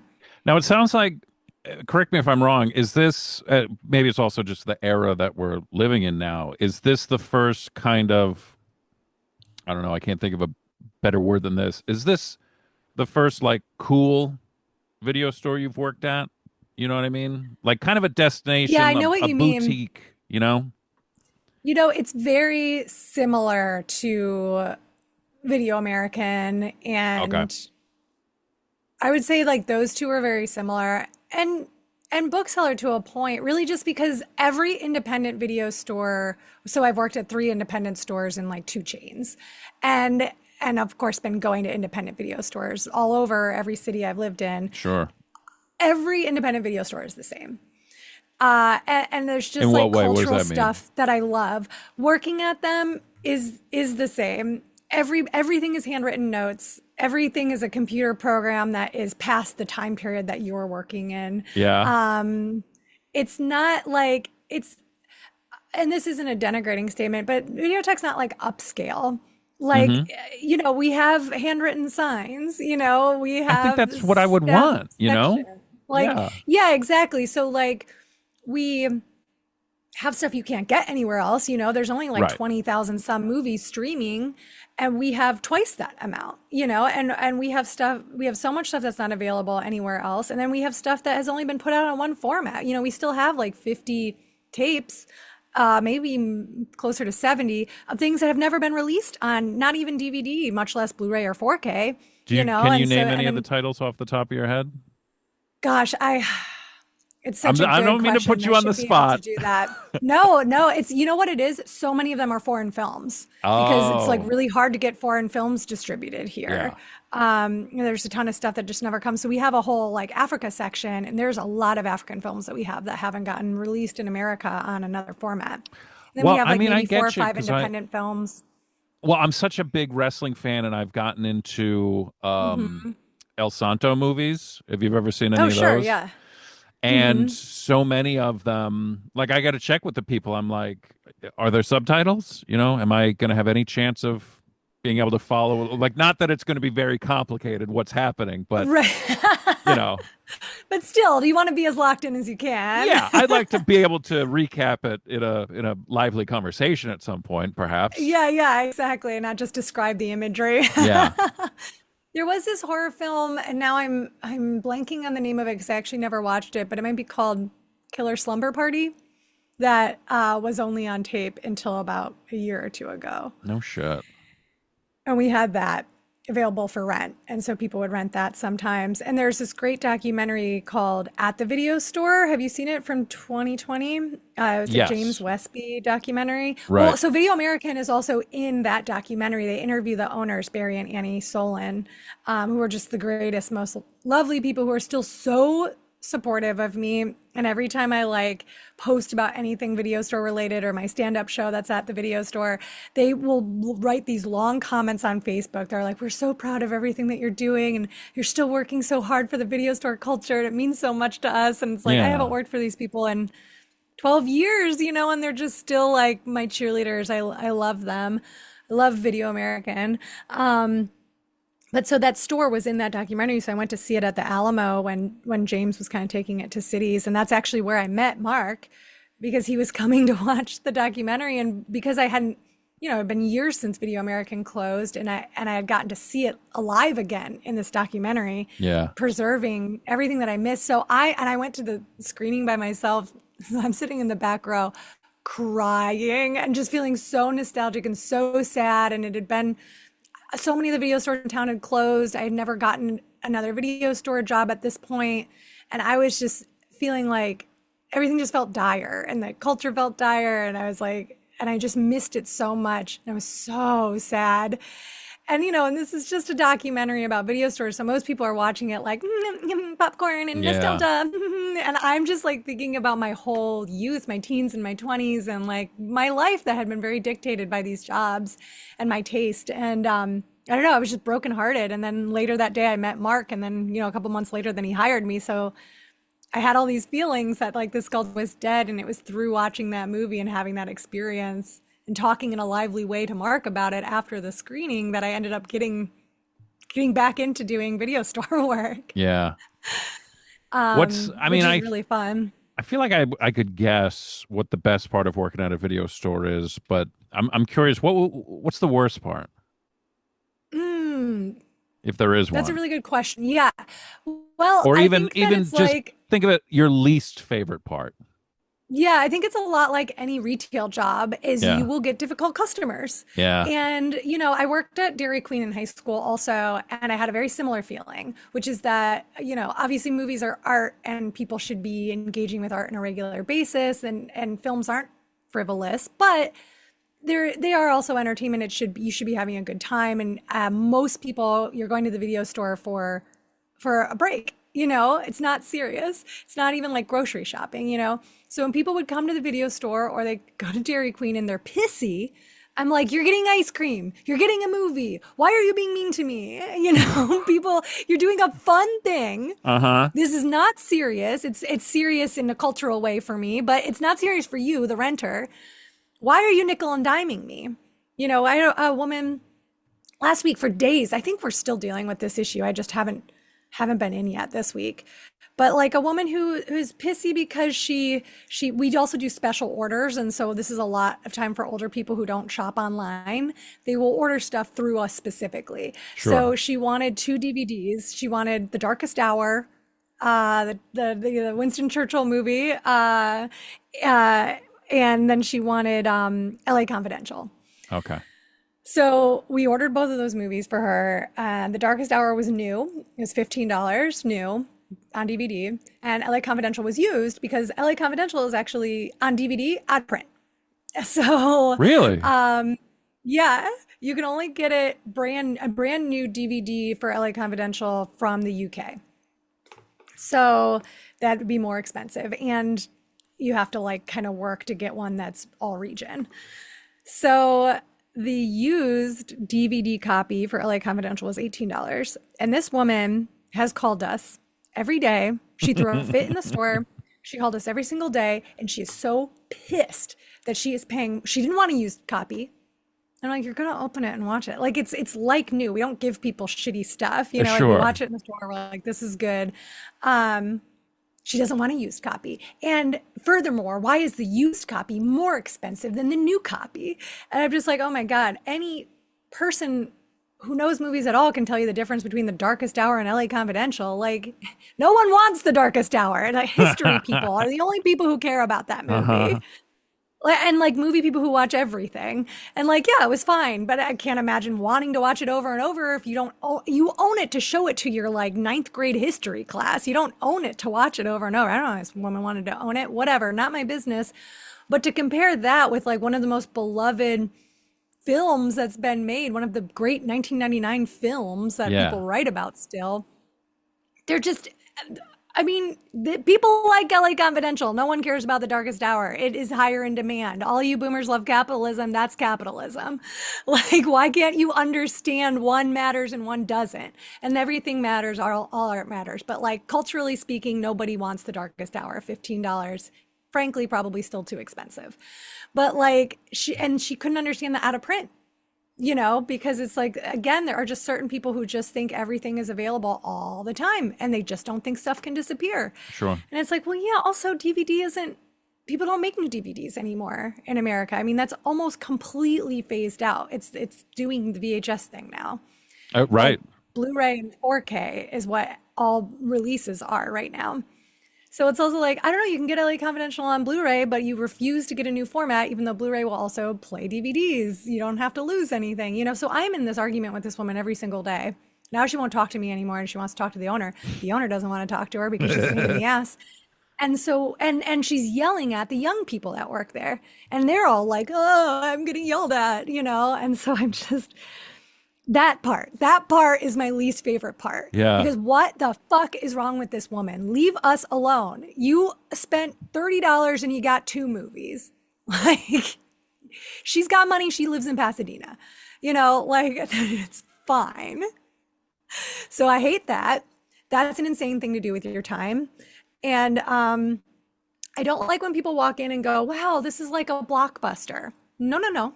Blockbusters fucking suck. This is much better than that. We're not a relic. There's video stores still all over LA. And people are like, oh, I didn't know you could still get movies. And they look around and they go, are these all tapes? And it's just like, use your eyes, use your brain. You dropped out of culture. This isn't the weird thing. This has been happening. Movies have kept getting made. Right. Video stores have kept being open. You just stopped interacting with it. You're weird, not me. So like, that's a pet peeve of mine. I don't like that part. I don't like having to like, technically I want to educate people because I want people to get interested, but people will just be really baffled in a way where they won't listen or learn. And they just keep trying to tell me how weird it is. And I just don't like that's a bad vibe. Those people are uncool. I don't like that. You are singing my song because it's like collecting physical media. People are like, why are you doing that? And I'm like, well, I've always done it, you know, and there's that's what I say. I'm like, I've never stopped. Right. Once Santa brought me that Charlotte's Web on tape, I have been buying tapes. I have been getting tapes. I wasn't on this, and whatever. I'm glad people are getting into physical media. So I'm a little salty about how popular tapes are now because you can't find fucking tapes anymore because people are just posing with them on Instagram and they're not watching them. But these motherfuckers and their sealed VHS tapes, I want to scream. I know, you don't even like it. These people don't even have VCRs. And I do think the like uptick in interest helps us in the long run. It helps people like my buddy Josh who runs Lunch Meat. You know, it's like you get to, more things get produced, physical media, people care about it. But I don't know. It's just like, they're such posers. And like, yes. Yeah. I used to be able to find something like Welcome to the Dollhouse for $1 at Goodwill. And like, good luck. Now you get that. Now it's going to be $20 somewhere, even though that's not really what it's worth. Like, no, it's part of the reason that my collection, why it's so big is because in the 2000s, once DVDs came in, it was like VHS tapes were trash and I can just buy as many as I feel like. Exactly. And then once Blu-rays came in, DVDs became trash, and I was like, I can scoop these up at Goodwill. And then I don't know what's going to happen with going to estate sales for used blanks, stuff that people taped off TV. That's by far my favorite thing in the world because it is this mystery to solve and this treasure hunt of what's going to be on the tape. And those things, if I don't show up and buy them, they are literally going in the garbage, you know? Yes, and it makes me really sad. I feel like this about photograph albums too. When you go to estate sales or you're at an antique shop and there's just a pile of photographs and there's like someone's army picture with like some beloved romantic thing on it to somebody, and I was like, where is this people's family? Like, this is so romantic. Why is this here? I don't know. It gives me like a deep sadness. And so sometimes I see or postcards written to certain people from the 60s or even earlier. Yeah. And if it's like a really loving, like a friend thing or a family thing or some kind of a romance, I have to buy it because I feel like I'm like a witness to these people's lives, and I'm like, this was meant to be appreciated. And I feel that way so much about people's home movies. And I don't know. It's just, and of course, both of us are obviously very like nostalgic and sentimental, but yeah. I don't really understand why other people aren't, I guess. I have a hard time wrapping my mind around like what's happening in people's brains. Yeah. Otherwise. Like I've gotten tapes back to people too that, either like, oh, I think I have your Christmas videos, or one woman I reached out, I was like, is this you and your brother like on this Disney vacation? And she's like, oh my God, I know that my aunt had that video camera. We've never seen this tape. And so got that to her and her family. Yeah. That's beautiful. That's like the tape version of when someone thought their dog was gone forever, and then it's a video of a dog and a family being reunited. Yeah. Like that, it chokes me up the exact same way. The only ones where I'm like, I'm not reaching out to anybody is when I find a wedding video, because I'm like, there could be a very good reason why this is at Goodwill. But what's so fun? It's like, you don't know those people and you can tell any story about them you want. It can be romantic to you while you're watching it. You Yeah. know, it's like when a movie ends and a couple is together and you're like, that was nice. And now the movie's over and I'll imagine their lives together. And there's like some sequel and it's like, oh, now they're divorced. I'm like, I don't need that sequel. Like I don't need Before Midnight to I don't want to see Jesse and Celine mad at each other, squabbling in Spain. Like it's not necessary for me. I No. like imagining their romance. And you can do that with a blank tape of just one wedding night. You can tell any story you want. I feel like uh I could talk to you all day, every day. I know. I just noticed that it's been almost 2 hours, I and I'm know. like, there's so many things that we have to discuss I still. know. I think we need to put a pin in it and return to this discussion. Tell the kids where they can find you online and tell them about the video store. Yes. So Videotheque going strong. We're just celebrating our 22nd anniversary about now. We were in South Pass for 20 years. Then 2 years ago, they jacked up our rent, drove us out of the neighborhood, which is too bad. It's very walkable. But now we're 4 miles south, just 4 miles. It's not that much. It's just the next neighborhood over in Highland Park. Despite what people in South Pasadena might think, it is a safe neighborhood. It is filled with families. It's not all white, so that might disturb some people. We're talking about things that annoy me about working at the video store. Comments from old people in South Pasadena who have to come to Highland Park for the first time. Don't love it. Don't love hearing what they think. The parking is not hard. I work there at night, sometimes alone. It's very safe. I really like it there. We do screenings on the weekends. You can rent the place out to do events. We have a little micro cinema. We collapse the shelves and we set up chairs. You can fit 50 to 60 people. We've done small premieres there for independent films, for music videos, for short films. We just hosted Alex Ross Perry as a new film, Video Heaven, which is an essay film about video stores as they're portrayed in movies from like the 80s Shut to the early up. 2000s. It's Oh, outrageous. I gotta see this. You will love it. So it was only playing for 3 nights. It played at Vidiots and then it played at Videotheque, which I really fought for and was so proud that we got it there. And then it played at the Los Feliz 3 through the American Cinematheque. And now, you know, he's still taking it to festivals and hoping to get distribution for it. And Alex Ross Perry is a huge VHS collector. Did you know that? No. Yes, he's one of us. He's like so into VHS. So he is trying to get it distributed on tape. And it's a 3-hour film. So he's like, he wants to do 2 tapes and he knows exactly where the cut is going to be.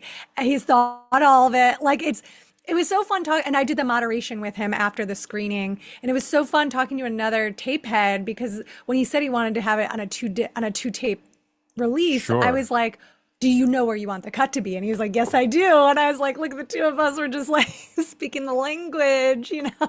Oh, I love that. Again, we could do this all day, and we're gonna have to do it I again know, very and I soon. already went past what we said we were going to stop. But yes, LTB Comedy on Instagram, Halloween on VHS on TikTok. Come to Videotheque. We're open every single day, 11 to 10 p.m. in the Highland Park neighborhood of Los Angeles. And I also have a Halloween-themed podcast that is a year-round Halloween storytelling and history podcast that doesn't really have anything to do with physical media, but has to do with the preservation of like art and tradition and culture and community. So if you care about community, there's a little bit of an overlap with my podcast. So it's called It's Always Halloween. Thank you so much again. This has been Thank you for having me. I was a so delight. excited when you reached out. And that's when you were like, well, I just want to talk about these things. I'm like, it's all I talk about anyways. So Hold my beer. Yeah, I'm like, you will have to tell me to stop. And you did. So good job.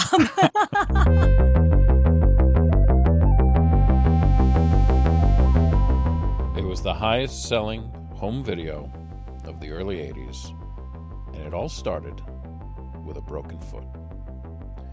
Jane Fonda, the Academy Award-winning actress, political activist, and fitness guru, she'd already broken this same foot twice before, once in 1971, and then again in the summer of the following year. She broke it running to catch a plane. She was in the airport. Where was she flying to? Hanoi in North Vietnam. That's right. Of all the trips she took in her life, it was this infamous one. And apparently in the most widely seen photo of Jane Fonda, infamously sitting on a North Vietnamese anti-aircraft gun. You can see she has on a clunky Soviet plaster cast on her foot. At least she says as much in her 2005 autobiography, Jane Fonda, My Life So Far, which is where much of this information comes from. But I looked at a bunch of the pictures from that trip and from, her sitting on the enemy's weapon, but I couldn't find any pictures that had her feet in it. Not to sound like Quentin Tarantino. I kid. But as they say, third time's a charm. And the third time Jane Fonda broke her foot, that would change the history of not just one industry, but two, and the world at large, forever. The China Syndrome. It's about people who lie, and people faced with the agony of telling the truth. While filming the movie The China Syndrome, Jane Fonda refractured her foot yet again.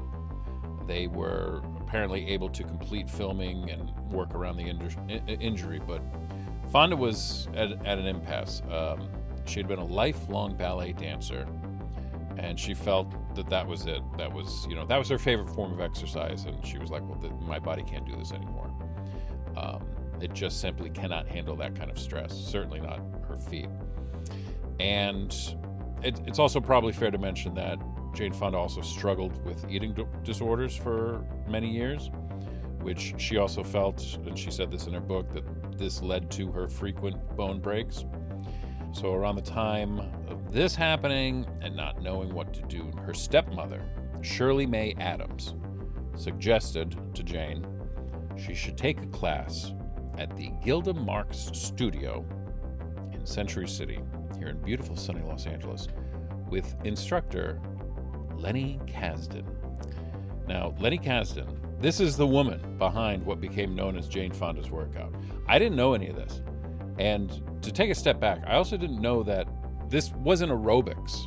Like, Jane Fonda's workout isn't aerobics. Aerobics, apparently, is steadily working your large muscle groups in order to burn calories and strengthen your heart. Lenny Kasdan was a cigarette smoker and was not interested in aerobics. Traditionally, smokers, they don't do too great with huffing and puffing. So the routine that Lenny created focused on strengthening and toning muscles, which was frankly revolutionary at this time in the late 70s. Women simply weren't supposed to have muscles. The other aspect of Lenny Kasdan's routine that set it apart, in Jane Fonda's eyes anyway, or rather in her ears, was that Lenny's choice of music, because this was the disco era, and every other group workout was set to the thumping, repetitive disco beats, Lenny instead played music like Al Green and Fleetwood Mac, which it makes me laugh thinking about working out to music like that, but I am going to start doing push-ups just to Songbird on repeat. I think that's the next move. Now, the notoriously politically active Jane Fonda was also looking for a new business to invest in, specifically a business to fund her and her husband's political activism. Since 1973, Jane Fonda had been married to Tom Hayden, politician and activist, and one of the so-called Chicago Seven. Up to this point, Fonda's movie career was funding everything that the two worked on, but she felt that they needed a business whose profits were solely dedicated to funding their PAC, named the Campaign for Economic Democracy, or the CED. And now that Jane had met Lenny Kasdan, she felt like, well, this is it. This was the business. So Jane formed a partnership with Lenny, and they decided to open Jane and Lenny's workout studio in Beverly Hills. They found a studio space, they interviewed instructors, they started formulating routines based off Lenny's 90-minute marathon. Now came the contracts and the paperwork. and the lawyers. And now things got ugly. Now, you got to understand, this was Lenny's routine, okay? But the business was going to fund CED. And according to Jane Fonda, her lawyers decided it would just be easier for taxes if CED just owned the workout business and Lenny didn't own anything. And that's what happened. It cannot be overstated that this was Lenny Kasdan's creation. Fonda states as much in her book, repeatedly, even pointing out that while the early classes were all a softer, easier version of Lenny's routine, they were still Lenny's routine. And in fact, a later workout video called Workout Challenge, Fonda says that was the exact class that Lenny Kasdan taught, the one that sparked this whole phenomenon. But Lenny relented, you know. She was feeling unable to advocate for herself. This was the way she put it. I mean, no doubt intimidated as fuck by powerful lawyers and like her world-famous partner. I mean, who can blame her? But yeah. In fact, years later, Ted Turner, the media mogul, avid black and white movie hater, and World Championship Wrestling owner, and Jane Fonda's third husband, Ted hired Lenny Kasdan as his exercise instructor whenever he was in California. And Jane and Lenny reconnected. This was many years later, and they became friends again. In fact, when Jane Fonda found out that Ted Turner had been cheating on her, she fled to Los Angeles, and it was Lenny who came to Jane's hotel room every day and helped her talk it out and brought her chocolate to eat. Fonda has gone on record admitting what she did was shitty and that Lenny deserved more credit. I don't know if there was any financial restitutions, but that probably also seems appropriate. What do I know? But by 1986, the money wasn't going to Tom Hayden and the CED anymore, so I don't know. I assume that money all went to Jane Fonda. I have no idea. I have no idea. But yeah, I mean, I don't know what to think about this aspect of the Jane Fonda's workout saga. Like, I hesitate even calling it Jane Fonda's workout. In fact, when I told the story to my beautiful and talented wife, Glennis, who does the brilliant tongue-in-cheek ads we open the show with each time, she told me this is the exact plot of the Apple TV series Physical, starring Rose Byrne. I've been doing aerobics classes. You should try it. You might like it. And after just one class, you can feel it happening. You becoming you again. So at least there is some growing awareness of this happening. But anyway, that's where the workout came from. But where did the videotape that changed the world? And really, truly, it changed the world. How did that happen?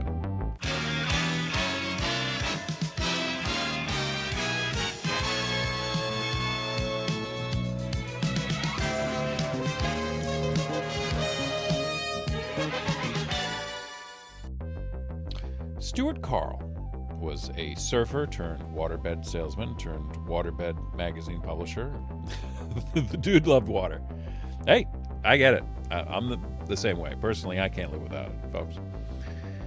Then Stuart Carl founded Video Store magazine in 1979. Also the same year I was founded. How about that? And also, for the record, if anybody has old copies of this magazine and they want to give them to me, hit me up, please. But very quickly, Stuart Carl left the magazine and he founded Carl Home Video. Stuart understood the home video business and he understood the rental market because in the very beginning of the 1980s, that was the entire market. Consumers simply weren't buying overpriced videotapes. And I mean, that's what created the rental market in the first place.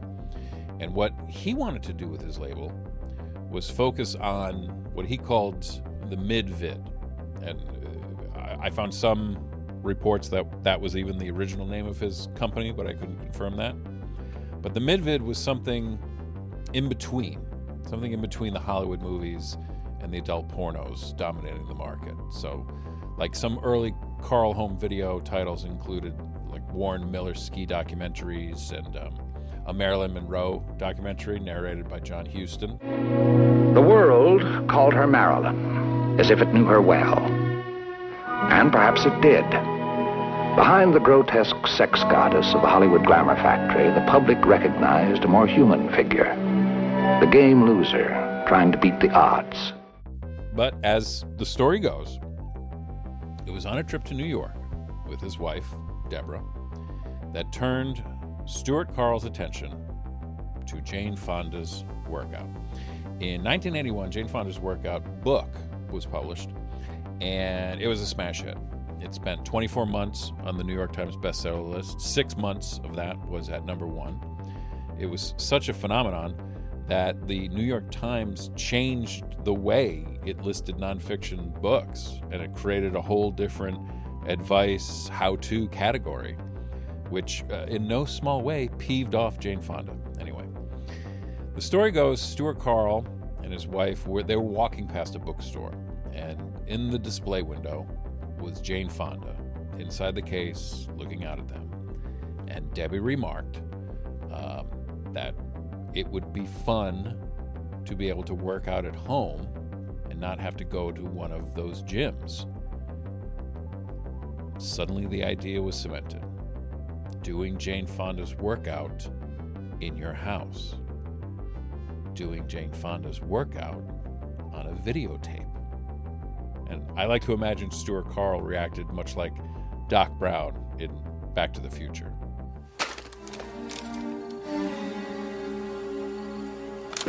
This is it. This is the answer. So he's got a great idea. All Stuart Carl had to do was convince Jane Fonda to make her runaway workout success into a videotape. So, first step, get a hold of Jane Fonda. Something that's probably just as difficult today as it was 45 years ago.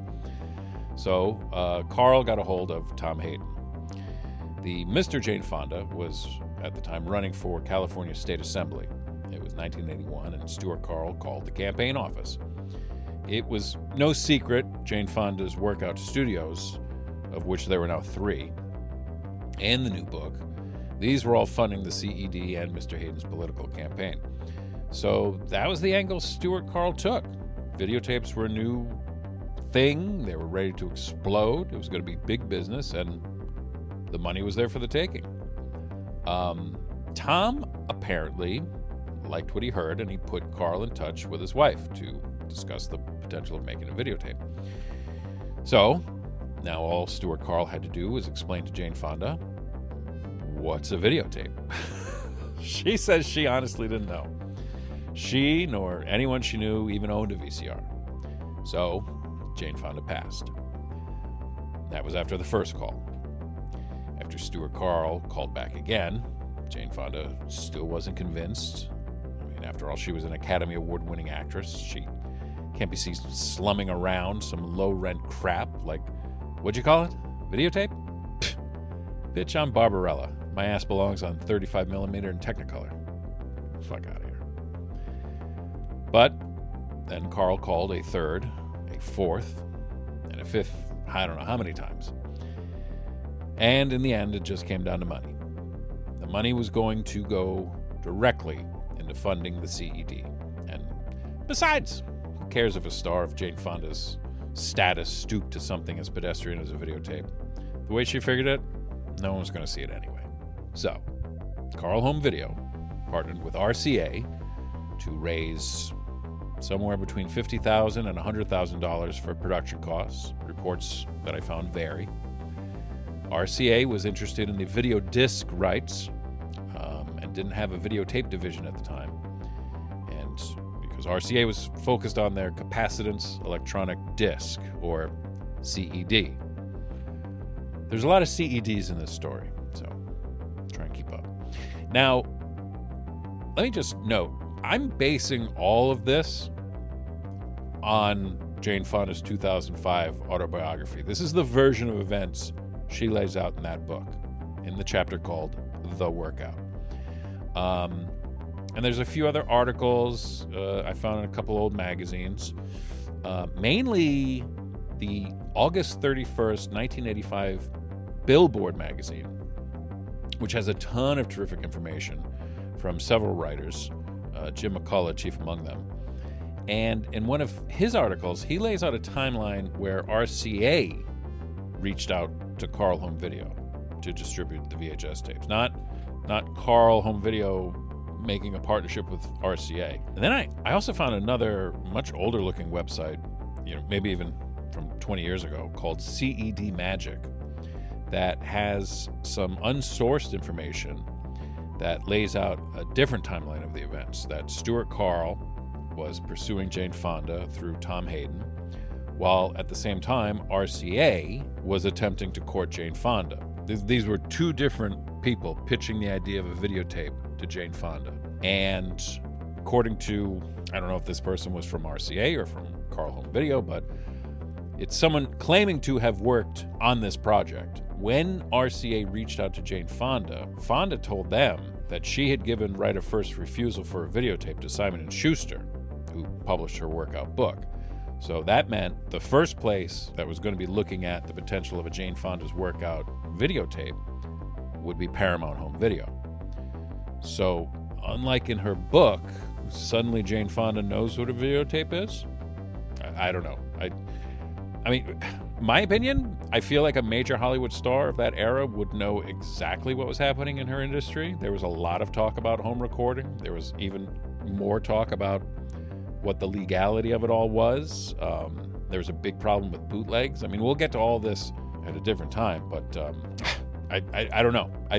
Why would Jane Fonda lie to me, you guys? I don't know.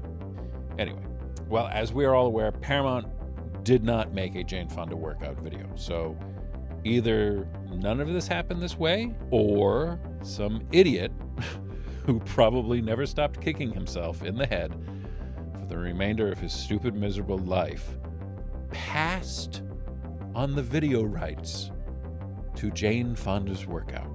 A moment of silence for this dipshit.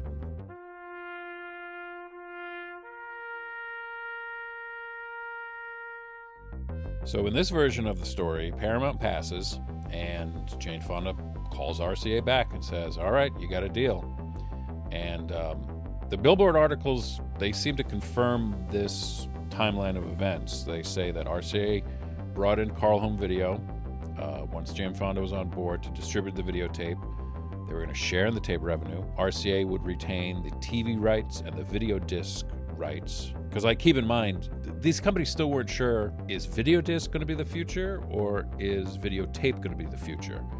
And they were both kind of right.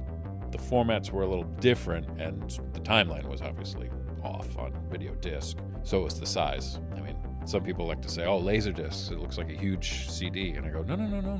CDs look like tiny laser discs. Anyway. And trust me, the story of the RCA capacitance electronic disc is one we will get to in due time on this show. But interesting to note, the Jane Fonda workout was a massive hit on CED. It's one of the few CEDs that I own.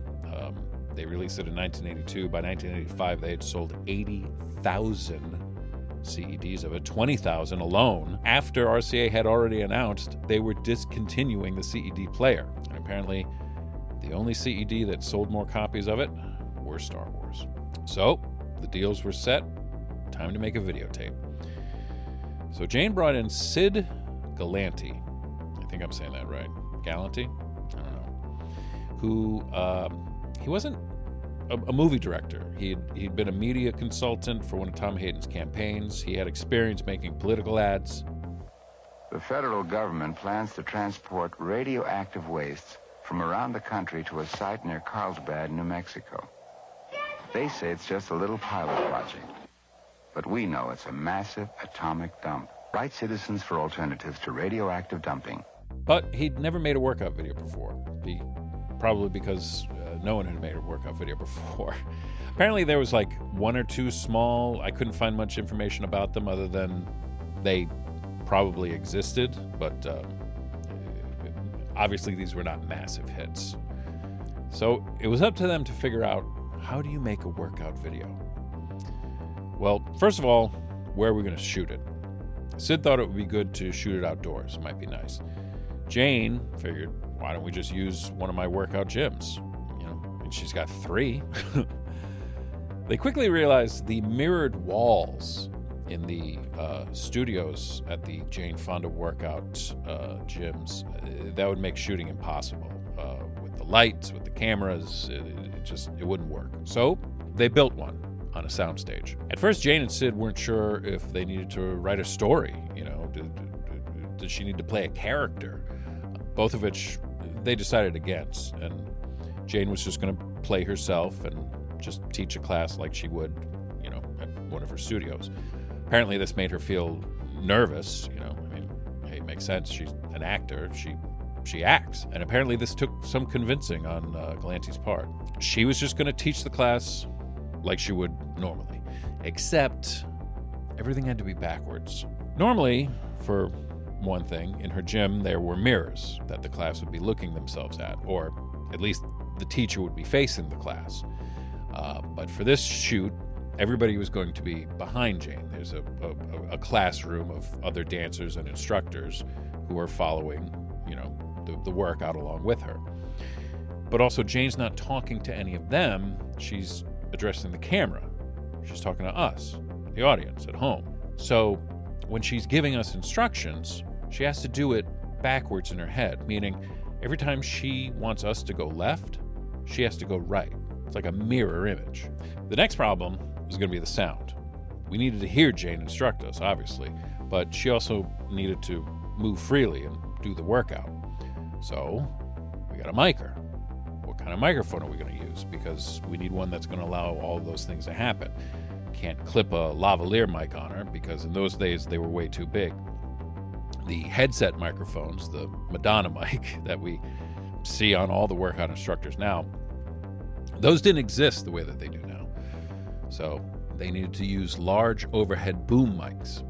But they also had to be very conscious of the fact that there's going to be a group of about a dozen people moving and potentially stomping and squeaking all over a hard gym floor. So when you watch the first Jane Fonda workout, everybody's barefoot. The other big sound issue was going to be the soundtrack. This workout was done to music, but there was no way to shoot this with the music playing.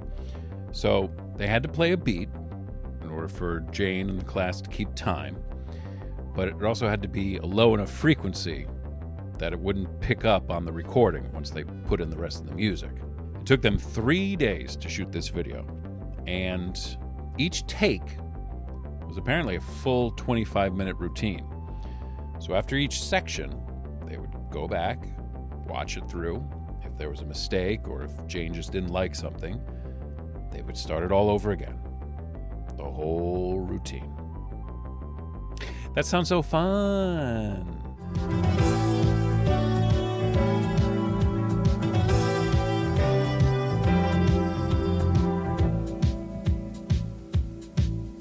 Are you ready to do the workout? Yeah!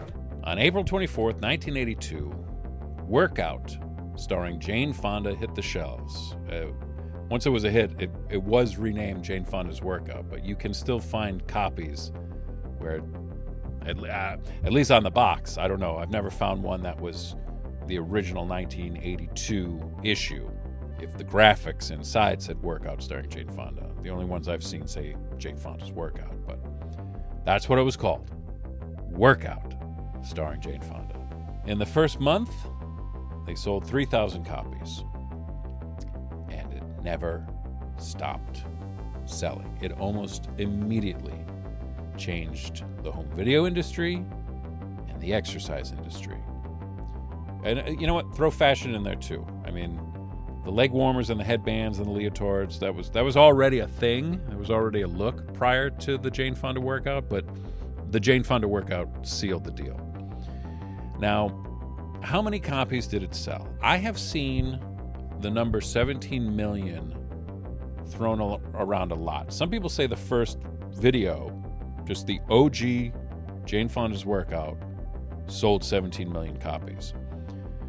Other sources, and this seems probably more accurate, say that the entire series, the whole over 20 tapes, sold 17 million copies. That seems to make more sense. I've also seen somewhere that the original tape sold around 6 million copies. I've also read somewhere that it was the CED, the political money, made $17 million off of the workout before Jane decided enough was enough. Consequently, in 1991, Jane also decided enough was enough with her marriage to Tom Hayden, folks. So I don't know. Somebody somewhere knows the exact number of how much money it made. I know Lenny Kasdan made zero, so keep that in mind. It wasn't too long before the market was flooded with workout videos, from Richard Simmons to Linnea Quigley, the horror workout video. I mean, everybody and their mother had a workout video. In fact, if you were Carrie Fisher, your mother literally did have a workout video. Debbie Reynolds' workout is one of my all-time favorites, personal favorite. But really, the biggest thing that this changed about videotapes was they were a rental business. Even VCRs, by and large, were a rental business. Lots of people were just renting their VCRs. But this tape set in motion the need to own these items. I mean, more and more people were buying VCRs, no question about it. But the Jane Fonda workout, this wasn't a tape you'd rent and bring it back the next day. This became a part of people's daily lives. This was part of their routine. They started referring to it simply as doing Jane. People needed to own the tape, and it started that domino effect. Cheaper tapes, more incentive to own them.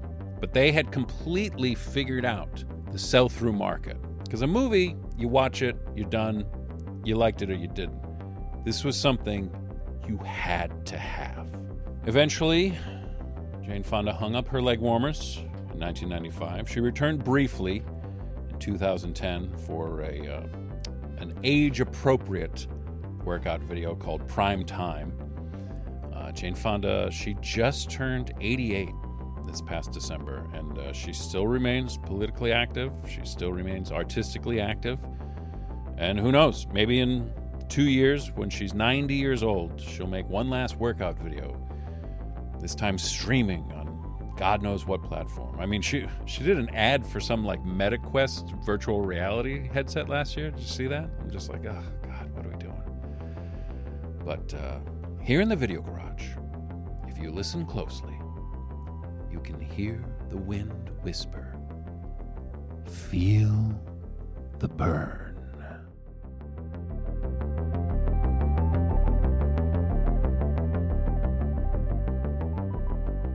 Okay, we're in Videotheque. What's your official title here? Manager. Yeah. No adjective before manager, just straight manager. Manager. You gotta say it like that. How many movies are here in the store right now? Do we know an exact number? For rentals, over 40,000, probably close to like 45,000. Yeah. And then the sale stuff, we have so much used stuff for sale that we don't put it in the computer. So it's just, the turnover is just too quick. But I would say eyeballing, we probably have like, 500 titles used for sale that's like DVDs. And then we probably have like another couple hundred on Blu-ray and a couple hundred on VHS, all used for sale. And then new, we probably have a few hundred new for sale. And then we have a whole shelf of books. We have a whole thing of T-shirts. We have posters.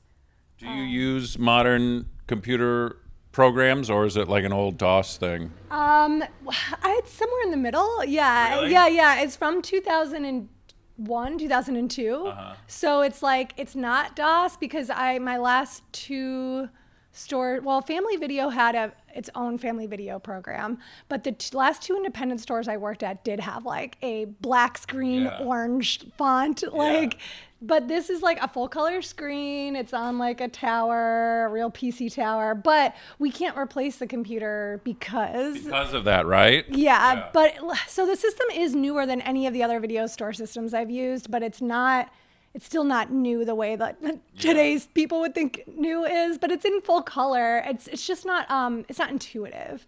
Does it run on, is it like Windows 95 or anything, or what is it running on? Do you know? Yeah, that's a good point. Something like, it's like right? 2001 or whatever. It's wild. I know, I've always been an Apple person, so I don't even really understand the PC stuff. I don't know why it works, but we all treat it very delicately. It's like, it feels like we're holding like, I don't know, the Lost Ark or whatever. Special baby. Well, let's take a walk around. What room is this? This is like the front We just room? walked in. It's our front room. It's where we have our new releases and also our recommended shelf. So our recommended shelf, we always put anybody who's passed recently. So we have a shelf for Diane Keaton. And then because it is the calendar Halloween season, we have all of our horror recommendations up there as well. My friend Robert Youngblood and I put a Gothic shelf together called Castles and Candelabras because we both love Gothic horror. So I'm really proud of that shelf currently. And then we also have all our stuff for sale in here. So we're talking posters, we're talking out of print stuff, we're talking used DVDs and Blu-rays, and t-shirts. Yeah, tons of books. We got a lot of cool horror books in right now. Did you get the reissue of Joe Bob's book? No, we need that. You do need that. Have you read it yet? I had the old copy. I don't know if that's cool. they must have added something new in, but yeah, it's all his old, his newspaper articles. Yeah, that's rad. Yeah, we should get that. Good call, good call. Well, we've got our t-shirts. I'm here to help.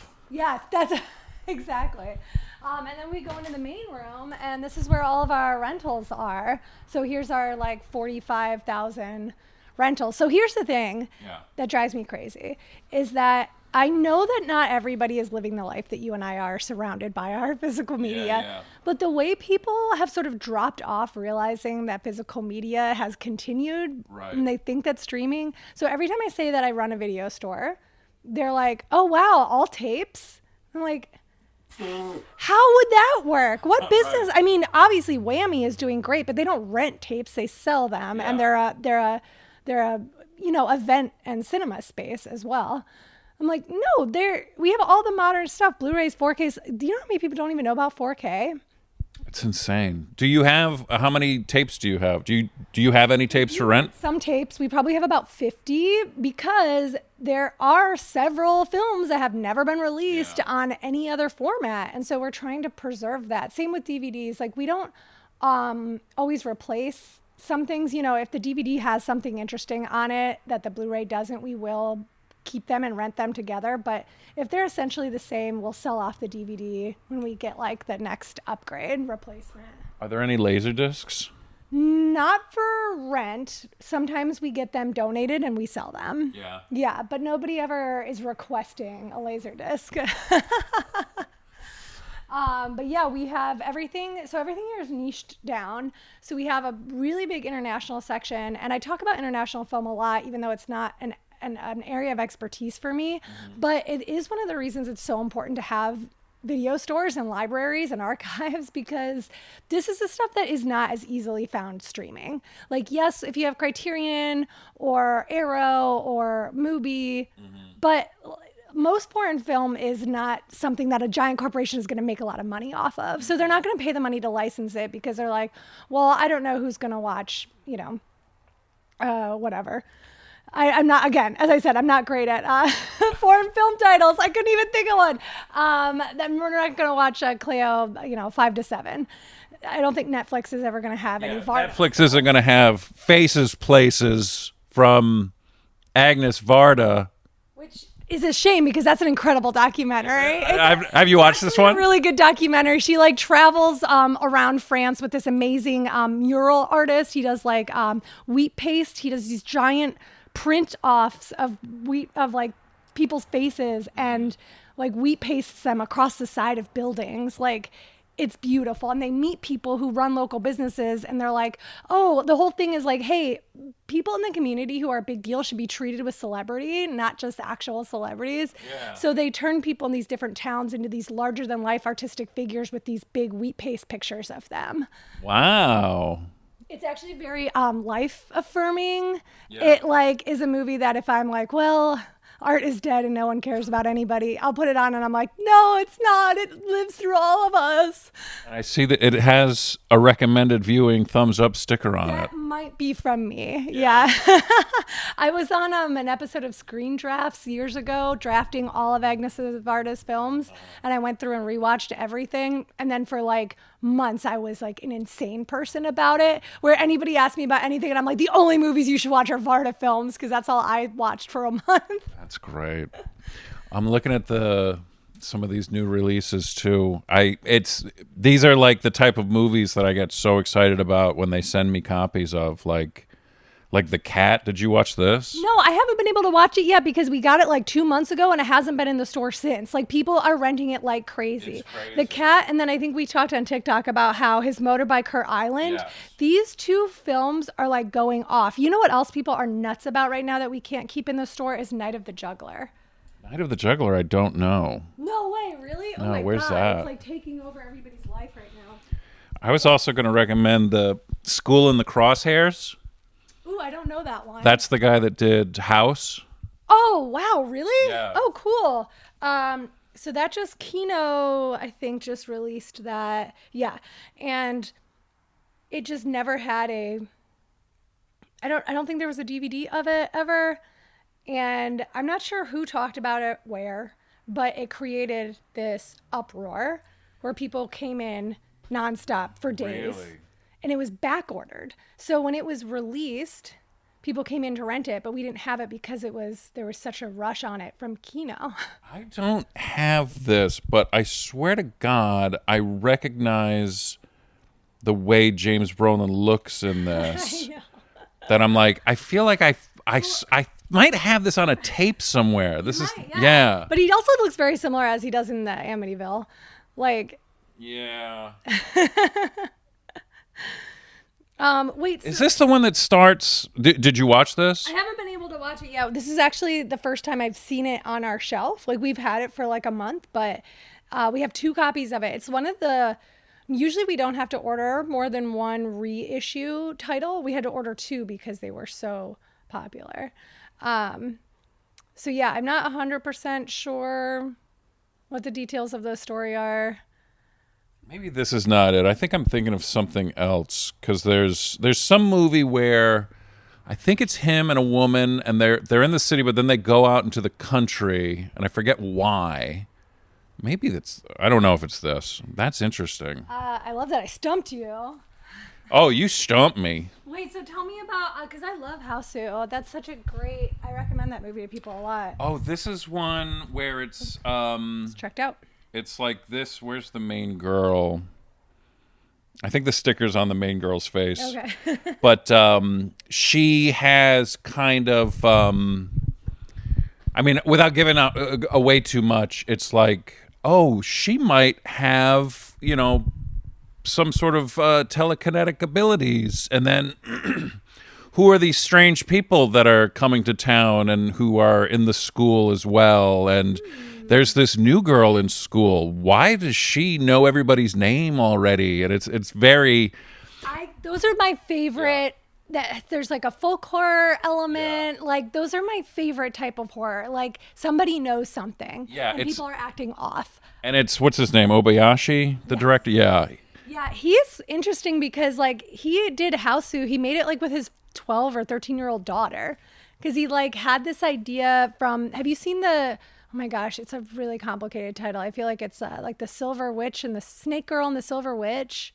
I think maybe if I saw the cover. It's an Arrow release from a couple of years ago, and it was on Shudder. Think it's here in the store? Oh, my God.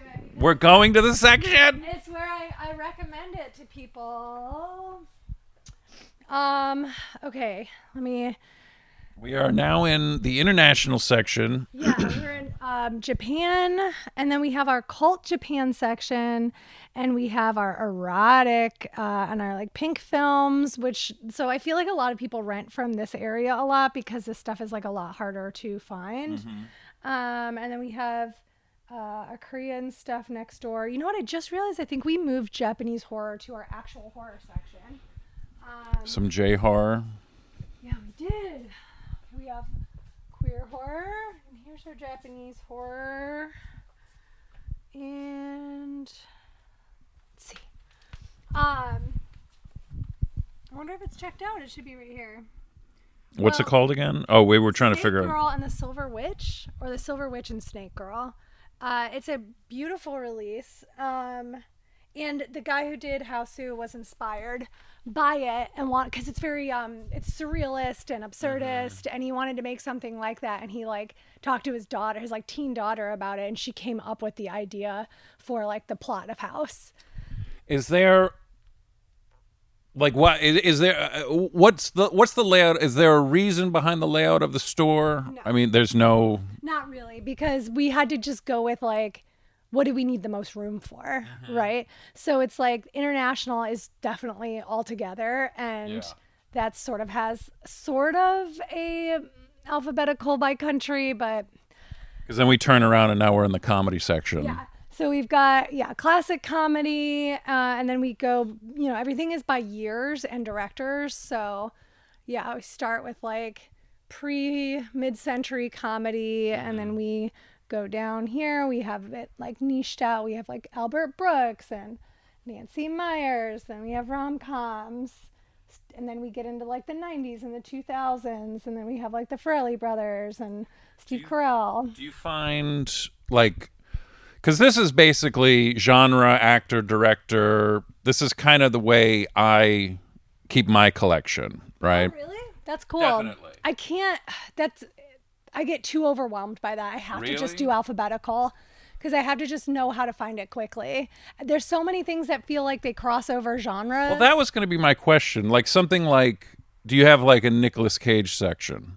Yes. So- But if it's something like Bringing Out the Dead, right? That's Scorsese. Right. Or like, Wild at Heart. Yeah. So directors are first. Okay. And then actors. So Wild at Heart would be in our Lynch section. Bringing Out the Dead would be in our Scorsese section. And then if there's nothing else, then it would go, under Nicolas Cage. So there are some actors that we don't even bother making sections for because they've done so much work with big time directors. We're like, well, I don't know if this is true or not. I can't remember, but I don't think we have like a section for like Scarlett Johansson, let's say, because so much. Well, it would just, it's either, it's like Lanthimos or Woody Allen. This is a good example of something that drives me crazy too. Is so like, it's so funny because we were just talking about, you don't need Wayne's World on, this is Wayne's World 2. Okay.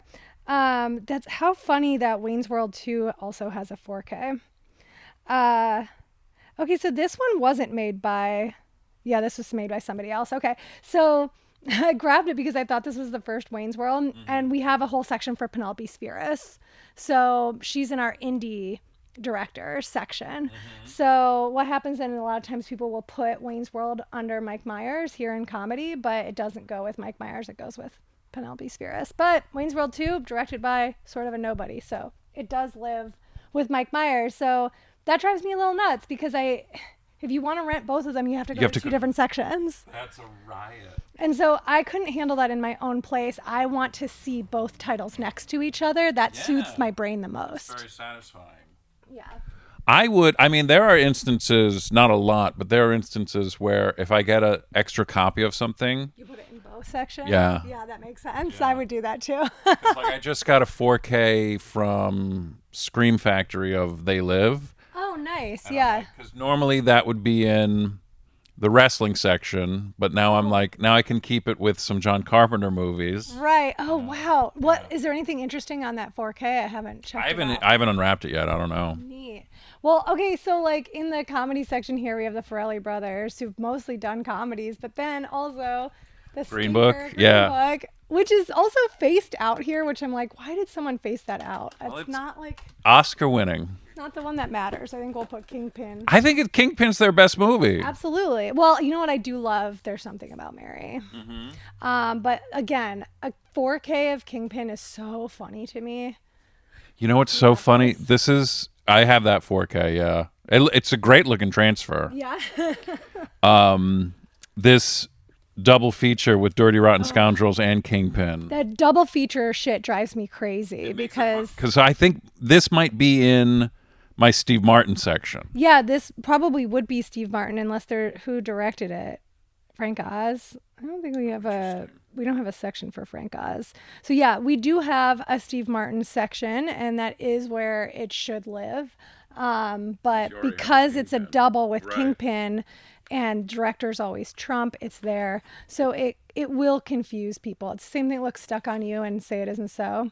Not that people I feel like are, I guess they did produce, at least they produced Say It Isn't So. I saw both of these in the theater.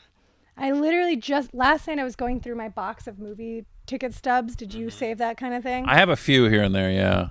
And I found my movie ticket stub for Stuck on You, and I'm like, thank God I have this.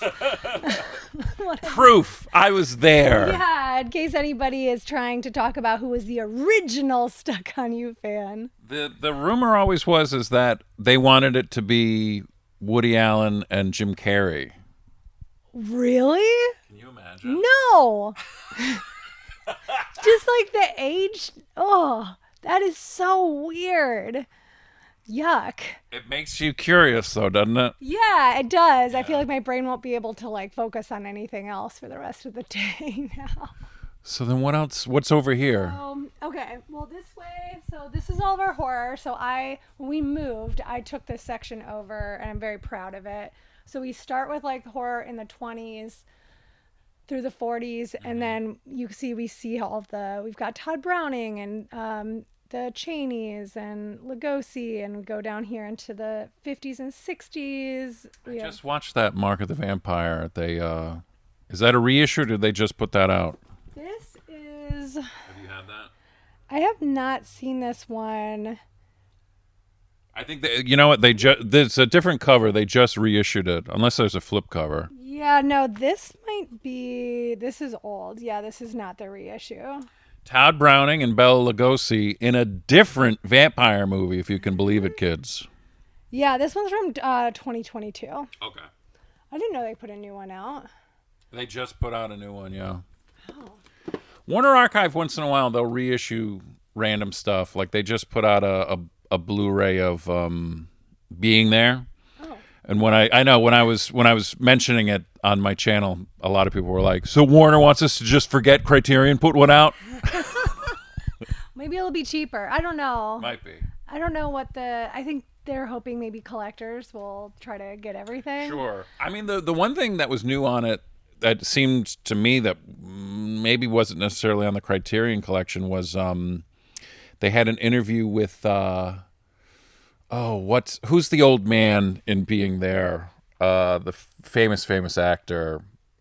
Oh God. I know. Now it's out of my head because. Well, where's Being There? Do we have a Peter Sellers section? We do, so that would be in. Oh no, it would probably be with Hal Ashby.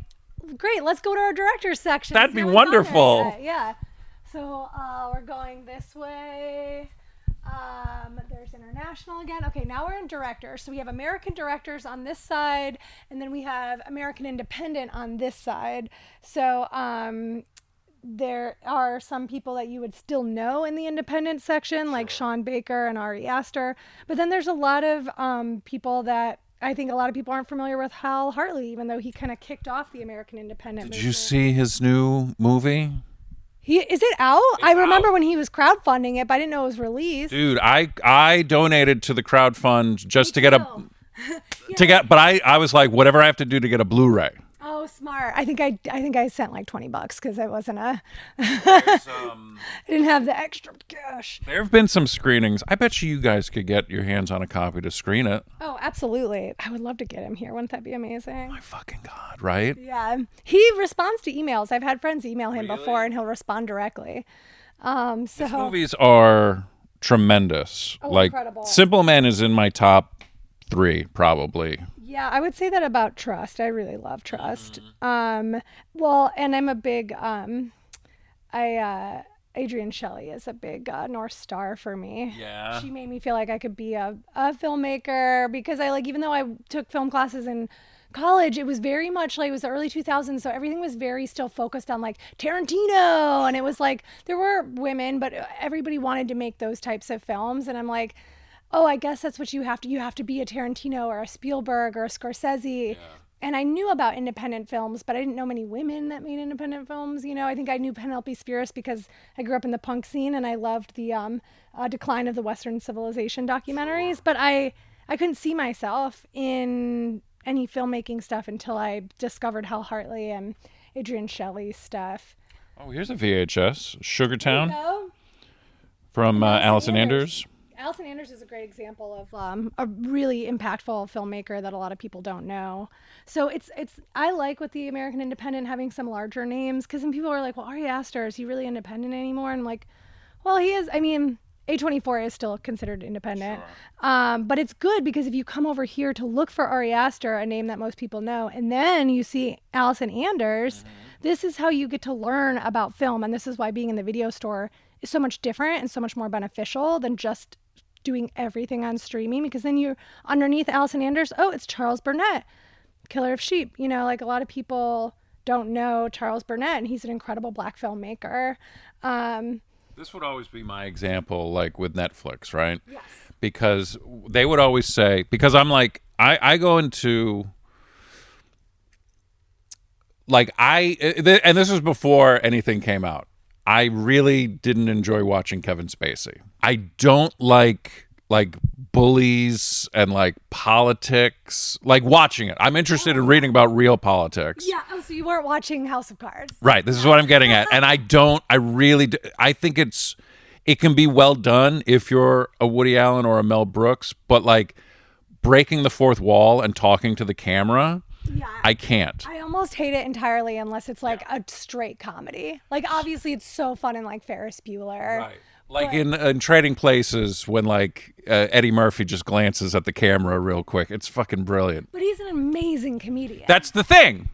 You have to be brilliant. That's why it also works in The Office, but doesn't, and like Abbott Elementary, but then a lot of comedy TV shows that have tried to emulate that can't do it because you're like, oh, you're not quite as strong. Like I really wanted to enjoy I, Tonya, but like there were too many cuts. And I was just like, I can't. They overused it. So this is all to say Netflix, no matter what I would do, would always be like, you know what you would probably like? House of Cards. I'm like, fuck off. No, I wouldn't. No. And it's because at least, I don't know what their program was like 20 years ago or 15 years ago when they were newer. But like now it'll be like, oh, you watched Party Girl. Have you considered watching Monster? And I'm like, why? Because women are in both of them? Like, there's no, I wish I could remember the exact thing that it recommended to me recently where I was like, these aren't, and I had seen, the movie it was recommending, and I'm like, these aren't the same at all. Because now it's 100%, AI, robots, whatever. But like, we need places where you can talk to a real person who loves cinema and can be like, you liked that? Let me show you something interesting, something you haven't heard of, something that's maybe not licensed. Like, people need to be invigorated around the curiosity and exploration of things you haven't heard of. We're so obsessed with doing what everybody's doing. And like, monoculture is interesting, and I think it's good for community to an extent. But this, like, oh, we all have to watch Cats because this is out now. And like, right. You don't really need to watch Cats. I did get myself dragged along to it, and I felt horrible the entire time. Like, you don't need to watch something just because everyone's watching it. Like, it was exciting in the 90s and 2000s discovering stuff that people had never seen before. It used to be like social cachet to be like, oh, this band, this movie, this painter. And like knowing stuff that nobody else knew. And now it feels like there's this desperation to only know what other people know. And I want to reinvigorate that curiosity for people to find things that feel like their discovery. I felt that way. Like I was on a couple of episodes on the Comedy Central show Corporate. Oh, yeah. Right? Mm-hmm. And they managed to do 3 seasons, which is incredible. But I feel like the only people who know that show are either in comedy or like became obsessed with that show. Right. Had DVD still been a thing at that time, that show would have found a fucking cult audience. That's so true, but because I don't understand, there's this corporate mentality of like, well, we're not going to make this available. We're not going to make the DVD or Blu-ray of it, so no one will find it because nobody does it that way anymore. But we're also not going to syndicate it or leave it up so no one can find it that way. And then we're going to say, hey, that was a fucking bust. Why did we invest in that? Let's never do that again. And I'm like, you are shooting yourself in the foot every time, and you're calling it. You're blaming the audience, or you're blaming the makers, the creators, or the actors. And it's like, no, you're making bad business decisions. Stuff stuff finds, like something like Strangers with Candy.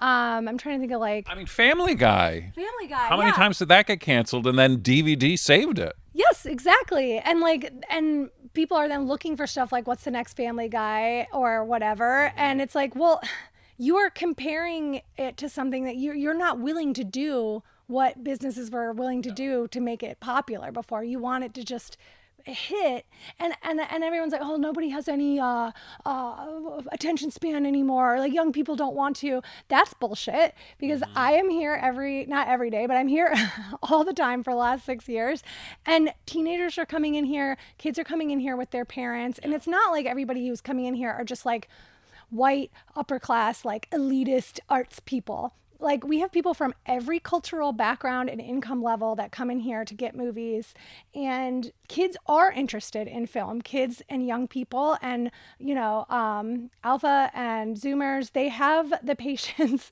to watch movies. We have to stop pushing this narrative forward because it's becoming a self-inflicting prophecy. What is that? Oh, self-fulfilling. Fulfilling, yeah. And like, I like self-inflicting prophecy better, though. Yeah, that's more accurate. It's a self-inflicted problem, yeah. Yeah, because we hear things and then we repeat them, and I just want to push people and be like, we start to believe it. Yeah, and like my therapist will say a thing to me anytime I like say something mean to myself, or she'll say, "I wonder if that's true." And yep. I think, and it's like the greatest thing she's ever said, because I say it to myself now anytime I'm having a weird thought pattern. But I also think you can apply it culturally when people repeat these phrases, because when there's that's a great point, right? When there's somebody out in the world who tells me, a fucking professional, oh, well, kids don't watch movies anymore. And I'm like, what do you even do? You're in your house doing numbers, inputting into data. Where did you get that information? I'm working with kids who are renting movies. I'm talking to teenagers every fucking day about movies. We have, our most recent hire is 18, and I've been here for 6 years, and she has been coming here that whole time. She was like a regular with her parents. So she's been coming here since she was 12, and she and I became friendly because she was starting to rent indie film as like a middle schooler, and she reminded me of myself, and I was like, oh, I'm going to get you into like interesting stuff. Right. And like, but she is just one of hundreds of kids we get in here. So when somebody is like, kids don't like stuff, I'm like, I wonder if that's fucking true. I know that's not true. Stop saying it. Stop saying it. Show a kid a movie. It's not that big of a deal. That's the new T-shirt. Show a kid a movie. Yeah, we should make those here. I don't know. It's very similar to like, oh, kids won't eat this thing, and I'm like, I don't know. Give it to them. Like, try it out. You know what? I need this. I would Peanut Butter Falcon. This would be in my pro wrestling section. Yeah. That's smart. We don't have a wrestling section, which is crazy. I am willing to help. Okay, yeah, you would be the number one person I would go to. Let's go to Hal Ashby. Okay, do we have being here in? Oh my God, we don't. Oh, yeah. Oh, there it is. Being there. Okay, so we got the Criterion DVD, and the gentleman's name I was trying to think of was Melvin Douglas. Mm-hmm. So now the question becomes, what's his granddaughter's name? Does this go in alphabetical once it's in there? Once it's in the... I want everything to be alphabetical, but people go through stuff so much. And sure. Around so much that in these very broken down, niched out sections, we can't keep them alphabetical. Well, his granddaughter is... we would know her immediately. She's a character... Ileana Douglas? I don't think her last name's Douglas. That might be Is that her? She's a character actor. She's a character actor. She's in... teacher in Ghost World. Well, I know there's... If her last name's not Douglas, then I don't know. I was just thinking, like, that's a character actress's last name, Douglas. I know her from Goodfellas. Okay. At least I think I do. Hello? Hey, Nikki.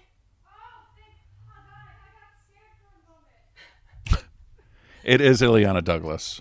Hi. Yes, it's Ileana Douglas. Yes, you nailed it.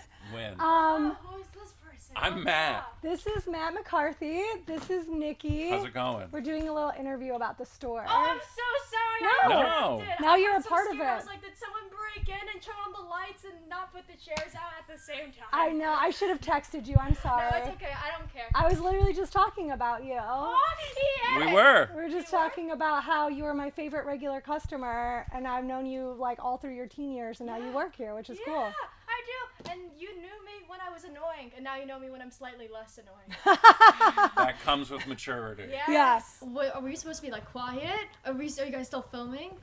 I mean, this is still recording, but it Oh, okay. Yeah, doesn't matter. Oh, okay. So will this be a part of the podcast? Is Nikki a part of the podcast now? Hello. Nikki should be a part of the podcast. Nikki, what's your favorite movie? My favorite movie is a Studio Ghibli movie called Whisper of the Heart.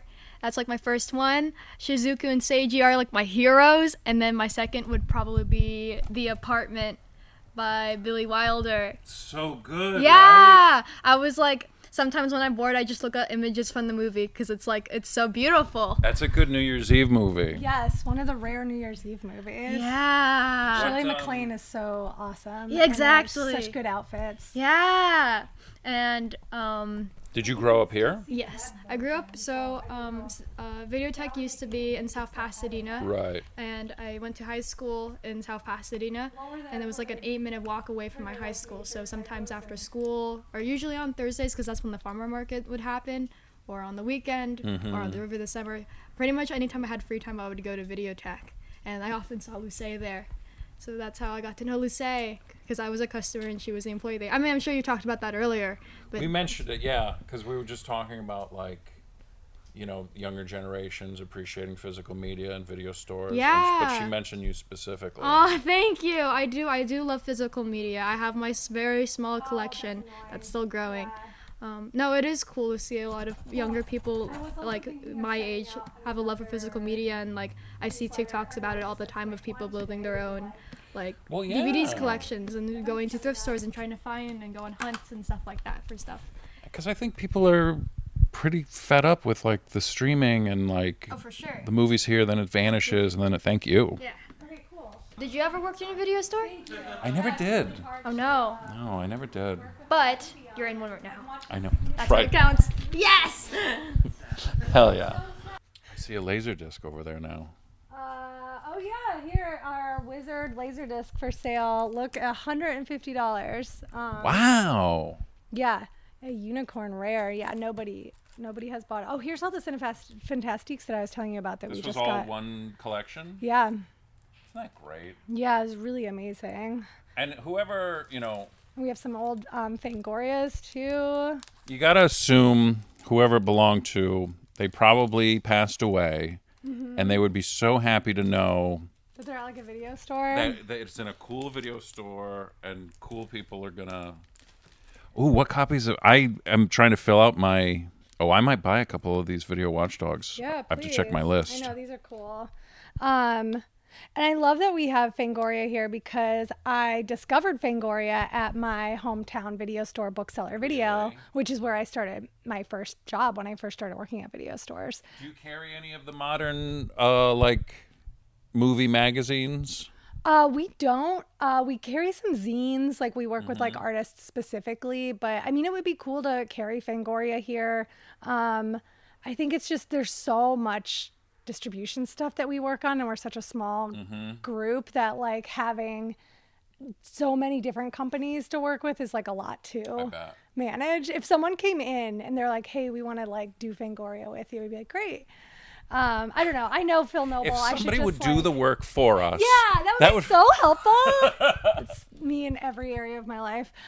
We have like our documentary section here. We like pull out all of we have a whole cinema documentary section, which I always say my favorite movies are about movies.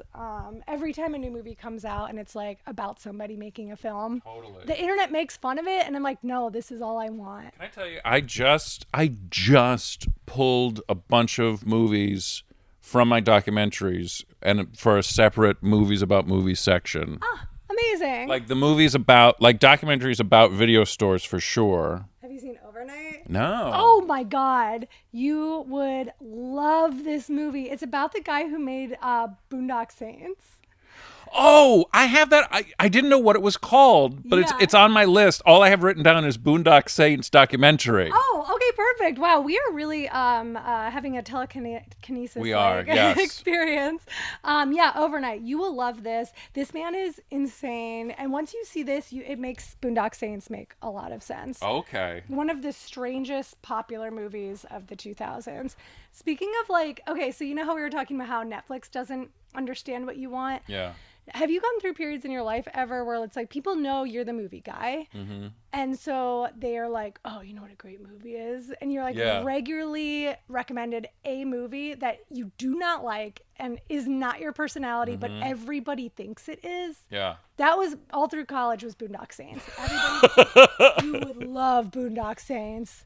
Oh, fucking And I funny. watched it and I was like, I don't love it. What's the movie? A friend of mine in high school, this is when we were in college, she was like, I watched this movie, I didn't like it, but I was like, oh, Matt would like this. And so I rented In the Company of Men. Oh my God, Neil LaBute. Oh my God, that was my college boyfriend. That was the first movie he and I ever watched together as like the first time we ever hung out together, because we were both movie people. And he was like, oh, do you want to come into my dorm room and watch a movie? And we picked that one to watch. I need to rewatch it because I was more like, what does this say? Make you think of me. Yes. Because it's all about misogyny. I know. And it's so satiric. It's incredibly dry satire. And it really doesn't feel like satire. I don't think I was bright enough at the time to be watching it, honestly. No, it feels like something is like it's now you'd be like, oh, this is a men's rights activist propaganda. Oh, how funny. That would be a great section, like to have that, or like Fight Club, just like movies where the people that it's about didn't get it. Yes. Oh, there's so many like that. Like the boys would go in that section. Yes. There's another one I'm trying to think what a lot of masculinity movies that the guy who made them was like, oh, I'm trying to challenge this. Clockwork Orange. Yes. Oh, Clockwork Orange. I love that movie. And Blue Velvet also I feel like is kind of misunderstood. It's come back around now because everybody has become a Lynch head in the last 10 years. In like the last 10 months, well, oddly enough. The last 10 months. Absolutely the day he died, I didn't know how many of my friends liked him because I was like, wow, you never talked to me about him before this. But in the 2000s, and even like I would say in the 10s, when I would say like that was Blue Velvet was one of my favorite movies, people would be like, really? It's so misogynist? I was like, no, it's not misogynist. There is a abusive man in it, but the movie isn't misogynist. It's like challenging the like desire to watch and partake in violence, and that like, isn't it interesting that violence is titillating and that violence against women is titillating, but it's trying to challenge that. It's not pro that. But you know what? That was what's his name? Ebert's whole thing. He totally missed the point of that. I mean, of a lot of movies. Every fucking Lynch movie, my God. I know. He was very, he white knighted a lot. Yeah. We also, another section that I love is our cult section. So, we have a lot of really great, we have a whole Grindhouse section. Speaking of Roger Ebert, this was the reason this movie, I Spit on Your Grave, is so popular is because he did such a terrible job trying to discourage people to see it. Well, yeah, as soon as you're like, this is the worst movie ever made and everything about it is heinous, he did the advertising. It was the one, it's the Barbra Streisand effect. Yeah, absolutely. And he never realized that either. Or he did and he was just a part of the joke, but I doubt it. But yeah, we've got so many great directors here. I would say the most popular here is Harmony Korine, Jodorowsky. We have John Waters, of course. I feel my favorite directors are like Lynch, John Waters, and like Kelly Reichardt. And they all sort of go together and don't go together at the same time. You know what? Who is it? Kino just put it out on Kino Cult is Ilsa of the She-Wolf? She-Wolf of the SS. That is one of those early video store movies to me that like when I started working at the video store, I discovered and I was like, what? Yeah. Like not knowing movies like that existed at all, but that's what made the video store an exciting place to me is that it held these illicit stories. Right. And it's so, like, that movie plays to me like a John Waters. Like, I'm like, this is pure camp. They're trying to be, what's the word I'm thinking of? It's a D word. I can't think of what it is. What's the D word? Like, not divisive, derelict, not derelict. I don't know words. Is it derelict? Derelict my own balls.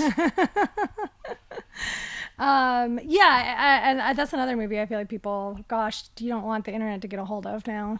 I know. They would It's like, misunderstand I it think really. you missed the point of this one. Yeah, exactly. Our troubled youth section here, I love. This is like the type of genre, like subgenre I love talking about. Like, yeah, not comedy, not horror, but like troubled youth. What are so troubled good. youth movies that you like? Yeah. Like, I just put Jawbreaker in there because it was in our teen section, and I was like, no, it doesn't. Troubled teen. Yeah, it has to be in the troubled section. But it's funny because when I started working here and I saw this section, I never worked anywhere that had a section like this before. And I went through and I was like, oh, I've seen almost all of these. This was clearly one of my favorite subgenres that I never thought of before. But like, yeah, like when I worked at my first store, like 13 came out, Better Luck Tomorrow came out. And I was like, oh yeah, you guys gotta check these out. I thought they were like crazy movies. But yeah, Heathers, I love. Freeway. Oh, Freeways. That movie's bonkers. Crazy. I know. I never saw Freeway 2. Oh, here it That is. has such a Confessions of a Trick Baby. Is that the name? Yep. What an insane subtitle. Does that win best subtitle ever or what? Confessions of a Trick Baby. And it's like Natasha Lyonne. What's the one? What is it? Billy, The Legend of Billie Jean? Oh, I've never seen that one. Yeah. Wow. Incredible cover. What's this? I don't know anything about this movie. Her and Christian Slater's her brother. They. Oh my God, blonde. I think. Oh yeah, blonde Christian Slater. Totally. I've never seen blonde Christian Slater. She becomes like a folk hero. I think I think they're being abused by a guy or like a stepdad or something. But they either she kills the guy or is wrongfully accused of killing the guy. But then they're on the run, and it's like the law is after them. But then but the youth is on her side. It's fun. It's a lot. It's 80s like nonsense fun. This sentence, they become fugitives, and when they pick up a very willing hostage, they become criminals. Too good. Billie Jean becomes a legend in her own time, a symbol of freedom to teenagers everywhere! Right. And Exclamation point. Her whole her rallying cry is like, "What's right is right," something like that. What's right is right. It's Wow. Yeah. Really? Oh, a classic smart that's what teenager thing to say. you would love it. I mean, Herschel Gordon Lewis. Is there a physical release of what was the doc Bobcat and Dana Gould did? Oh yeah, that's a really good question. That's a great. I should look that up because we should have that. Call Me Lucky is crazy. I need to see that one. I don't know it. Oh, it's amazing. It's come out. 2015? Yeah, I was going to say like 10 years ago. Oh, is this a documentary on stand-up? Well, he is a stand-up. I mean, he might have passed away, this guy. But it's also, without spoiling it too much, he, in the early days of AOL, like really uncovered how many pedophiles were like trading pictures and stuff on it. Whoa. So that's why like these images of Congress, like he was like pounding on the House's door being like, you have to do something about this. Like AOL is not stopping this. And it's now a problem with, if you've heard of the video game Roblox. Yes, I have heard of it. And I feel like I see things on the periphery of the internet and I don't understand and I haven't had the bandwidth to get into it. What's happening? What is it? It's there are groomers. They know that this is a place where there's kids. It's anonymous and they are like reaching out and trying to like, you know. Is it like World of Warcraft where everybody talks and plays together out on the internet? I don't understand. It's all user created games. Okay. So then you can pick which game you want to play. But then apparently there's been a problem with this game where it's just called Public Restroom. You know what? I think I understand. Right. I don't know if it should have made past the developers. Right, Like, yeah. So, what's the game, man? How do it's- you play? You're just going into a public restroom. That's the game. Like there are such innocuous, stupid. Like there's like you can adopt a pet, or like you can be a pizza delivery guy. You know. But then now you're just hanging out in a public restroom, and this is the game, and you're interacting with other players around the world. Yeah, I think in general, young people shouldn't just be hanging out in public restrooms. You know what? You're making a lot of sense. Thank you. Please subscribe to my newsletter. Here's our erotic section. Speaking of public restrooms, we have our whole public restroom section.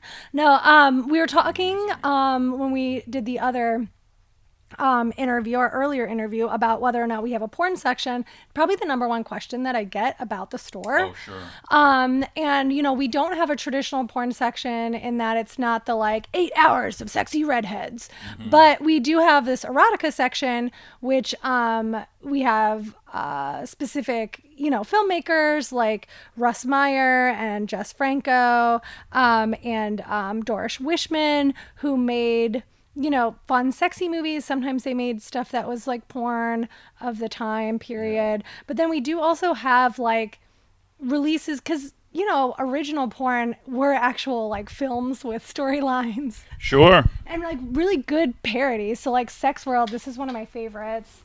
This was Sex World. Yeah, a parody of Westworld. But it's really, really good. It's so sex positive. It basically tells the story of like all these people who take a bus to Sex World to explore their fetishes. Everybody gets to explore what their main sexual fantasy is, and it makes them feel better. They're like better, healthier people afterwards. And shouldn't that be the point ultimately? Truly. So Sex World's great. Dracula Sucks is super fun. There's one here I watched recently called Stiff Competition. This was awesome. This is like a boxing or wrestling framework, but it's with blowjobs. Right. So This is I saw this on Vinegar Syndrome's website, and I was like, you know what? I don't know if this will fit in with the other wrestling movies. I will say it's good though. Like the storyline, a lot of these have they're like well-written stories, and they're good parodies of the movies. They're better parodies than the stuff that came out in the 2000s, like This Ain't Who's the Boss or This Ain't Avatar. It's so funny. I only recently discovered Jess Franco. Oh yeah. Like incredible. This is such a small. Where do you draw the line of, because you could potentially have over 100 movies here in the Jess Franco section if one were inclined. Yeah, that's true. I think we have everything you could possibly have by him in there. It's a pretty big section. It would be too much. Yeah. It would be too much. They just put out Kino Cult just put out, what was it? Death Packs a Suitcase. Oh, I've heard of this. I've never seen it though. It was good. This is beautiful. Isn't that a gorgeous artwork? Are you kidding? Yeah.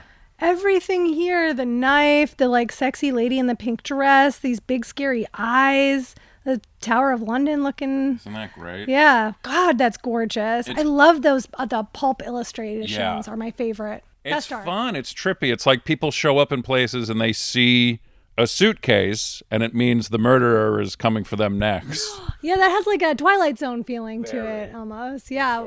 So oddly, a horror film that has a very literal title. I know. Like, death did pack me.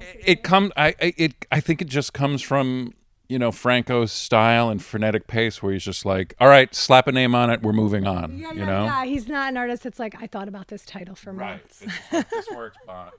And I love that pencils down moment of like, okay, we're done, we're moving on. Yeah, let's just make this straightforward. I also love a long title though. I like that it wasn't just like murder case or like murder luggage.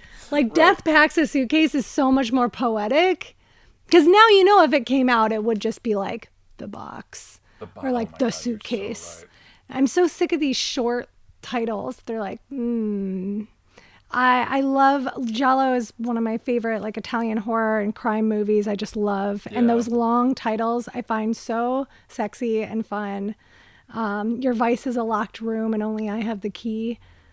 That's so good. Isn't that beautiful? So good. I love it. I think it's so fun to come up with fake titles too. Like the tarantula knocks 3 times before death. The tarantula knocks 8 times. Oh, that's the sequel. Oh yeah, it's better. What's back here? Okay. So this is where our music section starts. Where all documentaries have it all broken up by also by years and artists here. We've got the punk section and women of punk. Down this aisle is our dramas. We have a whole merchant and ivory section. I love this. Sports and games of chance. And then we also have surf, skate, and snow. That's so great. So, and here's where we get to, like, we were talking earlier about, like, how do we organize the actors who have worked with a lot of directors? Mm-hmm. Oh, this is new. My erotic thriller section. I was like, we need to have erotic thrillers in their own. Oh, my God, totally. Yeah.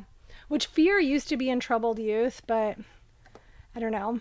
This is where I start to get, this is why I can't do it in my own house. Because I'm like, erotic thriller, yes. But, or like, the Fan is in Troubled Youth. Oh, no, is there a remake? There's a remake of The Fan? Is that what that other one is? Because there's Der Fan, the German one, where like the teenager like captures the rock star that she's obsessed with and like eats him. Then there's the Robert De Niro, Wesley Snipes, The Fan, right? That's a totally different. But then there's this one, The Story of a Great Star and a Fan Who Went Too Far, which is essentially, but that's Lauren Bacall, so it's not Der Fan. That is very Lauren Bacall, isn't it? Yeah. Tim Rice. See, you know the other thing that drives me nuts that people ask when they come in here is like, so have you seen all these movies? I like look at them. I'm like, do you think I've seen 40,000 movies?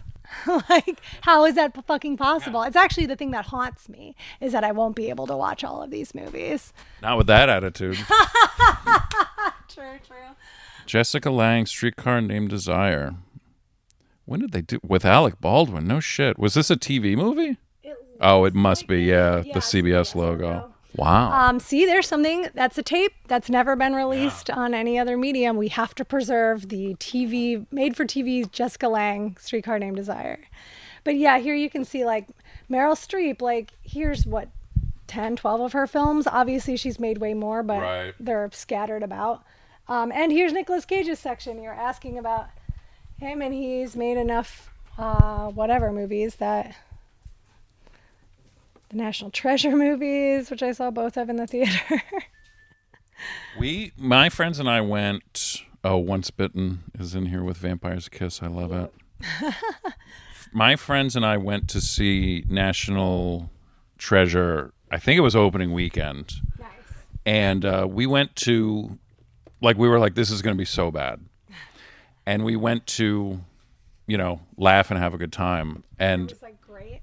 Well, it was great. It's really fun. The moment Cage shows up, and it's just like him, I think he's in the desert or something, and it's just like the wind is blowing, and he's got sunglasses on. We just started laughing, and the people behind us got so mad. What? And I know. Is this like a PG movie? And so then we were you're like, allowed to laugh if it's PG or not. I think I'm allowed to enjoy a movie anyway. As long as I keep my shoes on.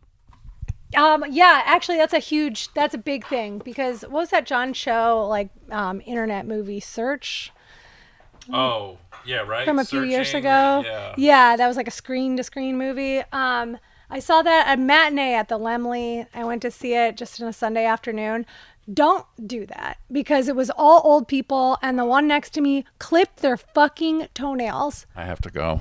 Is that not the worst thing you've ever heard? I have to go home now. Anytime I see anybody older than me or even my age online bitching about young people, I'm like, listen, there is no sacred generation. Everyone's full of shit and out of their damn mind.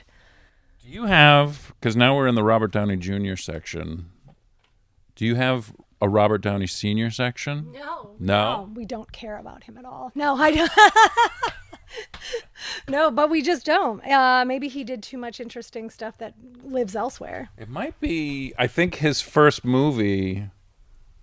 I wonder if it even has a physical release. Is I don't see it here. I think it's called Pound or like The Pound. It's people. Yeah. But they all are playing dogs and they're in a pound and they're talking to each other. Like there's a guy dressed in like boxing gear. He's a boxer.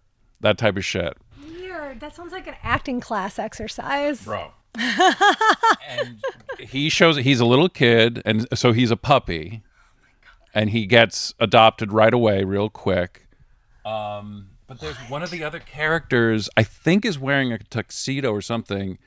He's a penguin, and the whole time you're watching it, you're like, wait, is that a breed of a dog? Is it? And then eventually you realize, no, it's an actual penguin that somehow wound up in this dog pound and is like slowly dying because it's. I was gonna say you have to. There's so much suspension of disbelief that goes into this movie. I can't believe this exists. You didn't dream this? No, we went to a screening. Bob Downey Sr. was there.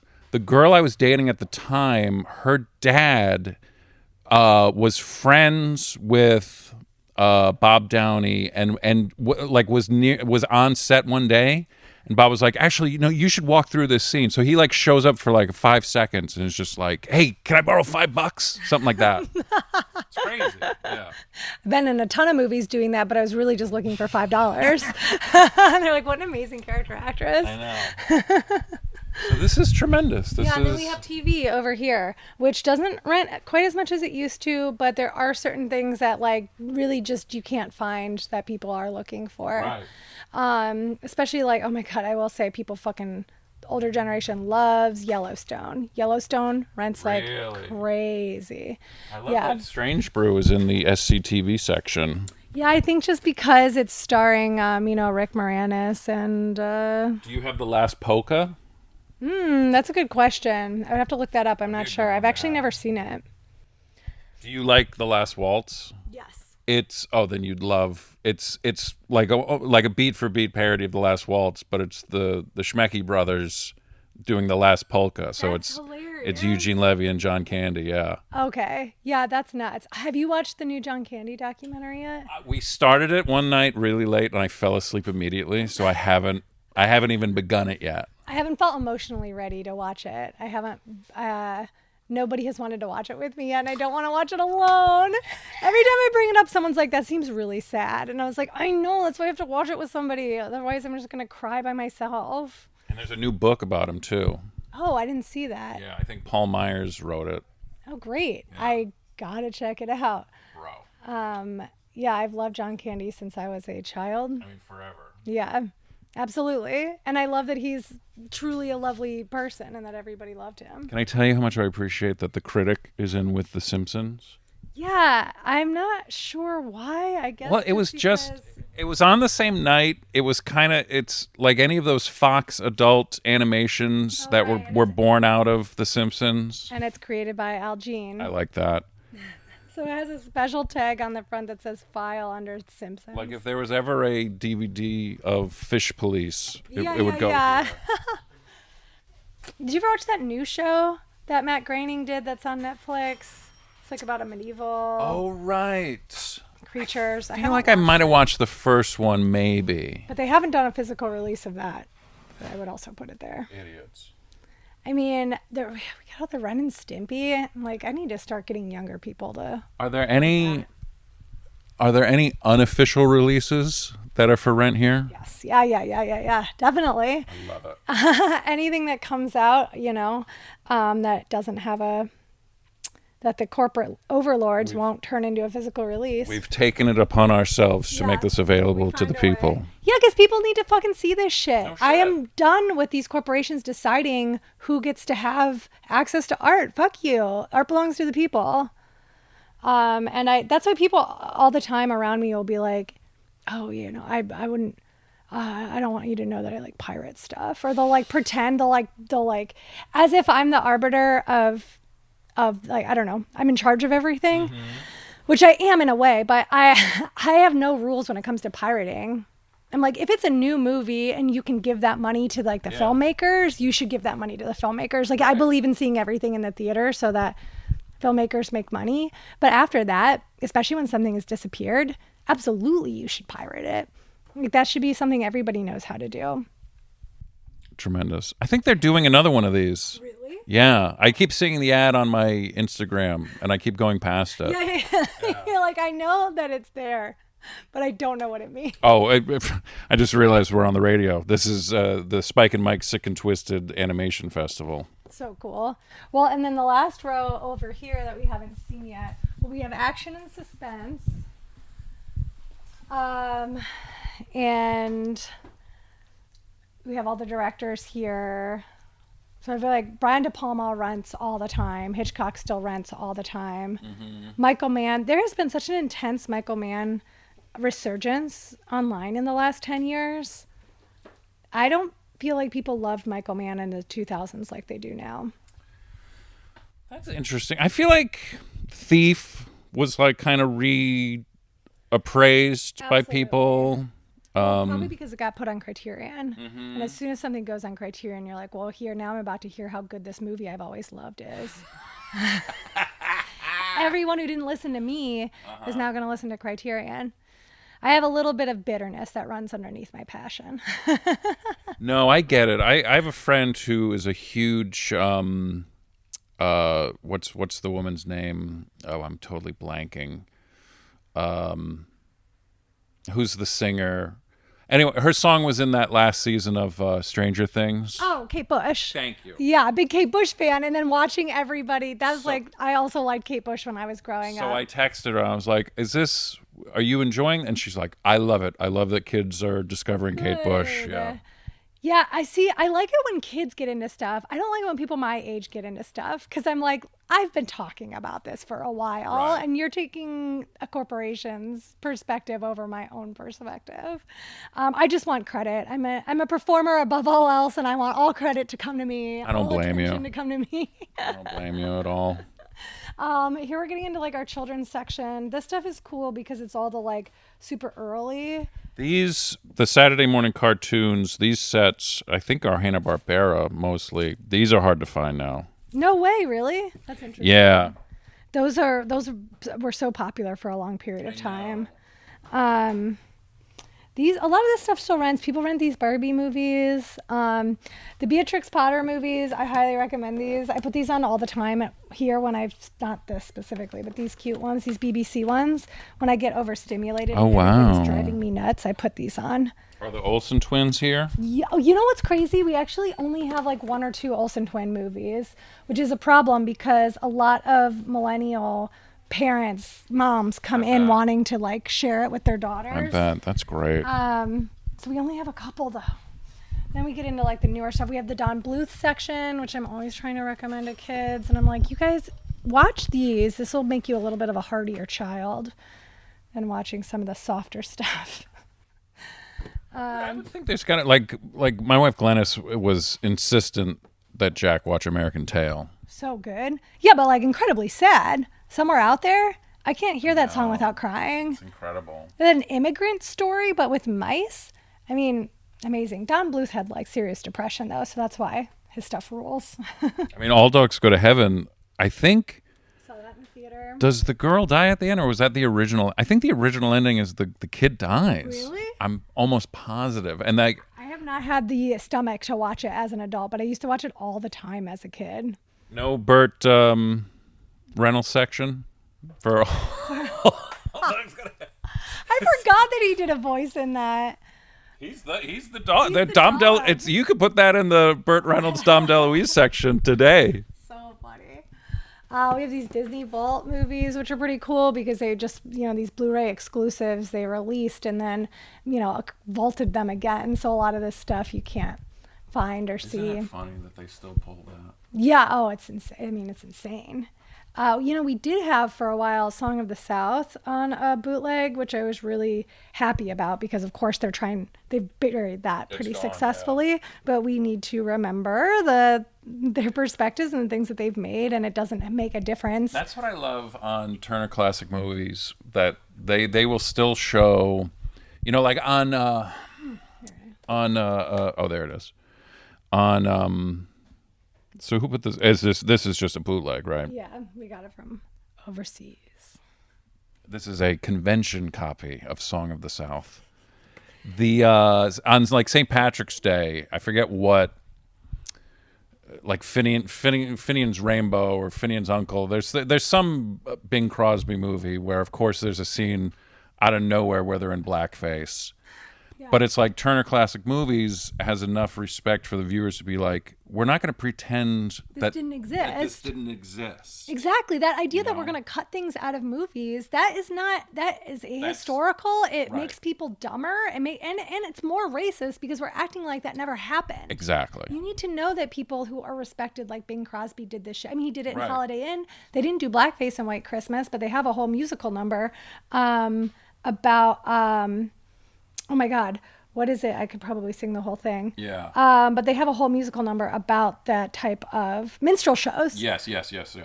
About how fun minstrel shows were and how they miss minstrel shows and how they should bring them back. And that was like the, late 40s, early 50s? You White could Christmas? read quotes by like Groucho Marx and comedians in the 50s, and it sounds like comics today being like, people are so sensitive, you can't talk about anything anymore. And they're lamenting...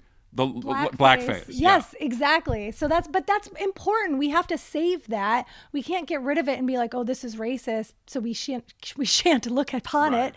We need to know that this is cyclical. If we see that comedians who used to be trustworthy or people that we thought of as great comedians have been doing that for over 100 years, I think there's comfort in that.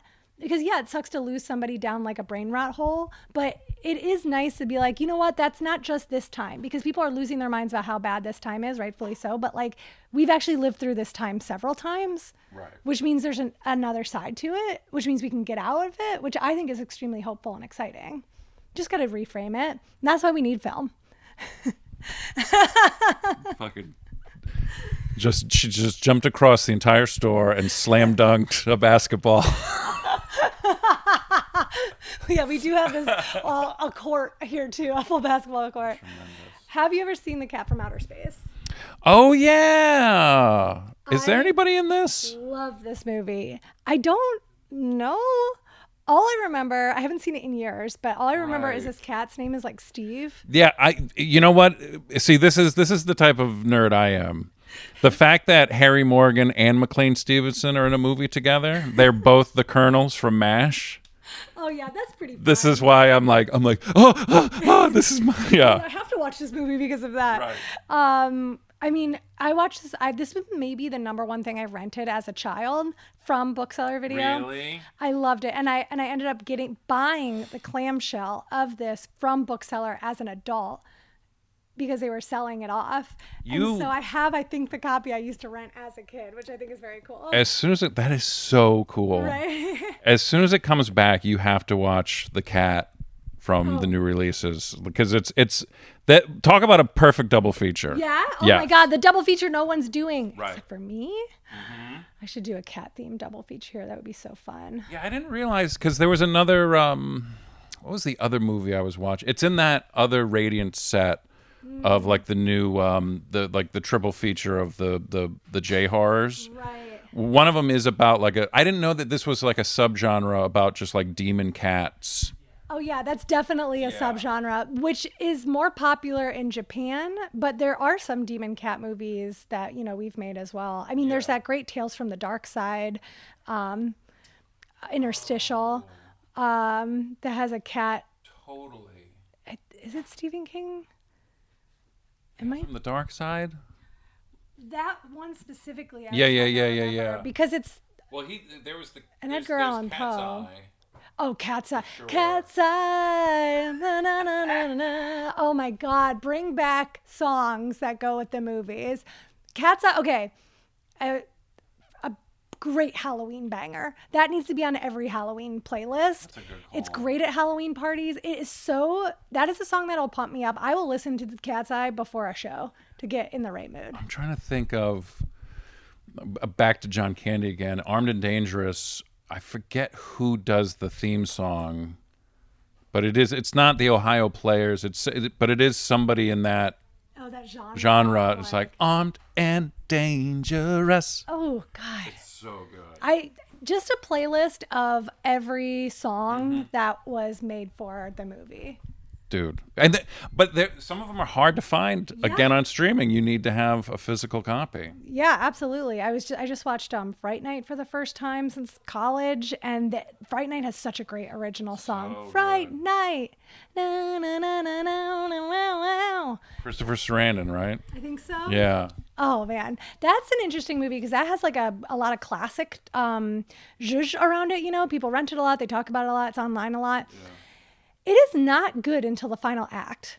It's fine, but it's kind of dull leading up to the end. But the vampire effects, the creature effects, and the makeup is so good, especially at the end. It is so exciting and fun and wild that I think that carried the movie the last 40 years. I'm going to watch that this week. And Roddy McDowall's in it too, isn't he? He's the horror host, right? Yeah. Price Vincent, or what is he has some type of Peter Vincent. That's what his name is. It's so funny. And he's great, but like it's a little dull. The lead is fantastic. I really like the lead, and I don't know how much other stuff that he did, but really cute, sweet boy. I love it. And then these are all VHS for sale and vinyl? Yeah, so this is all vinyl for sale, new and used. We also have a ton of used CDs. I will say a lot of the young people, a lot of teens buy CDs and cassettes now. The rest of the music section is here. And then, here's all our tapes for sale.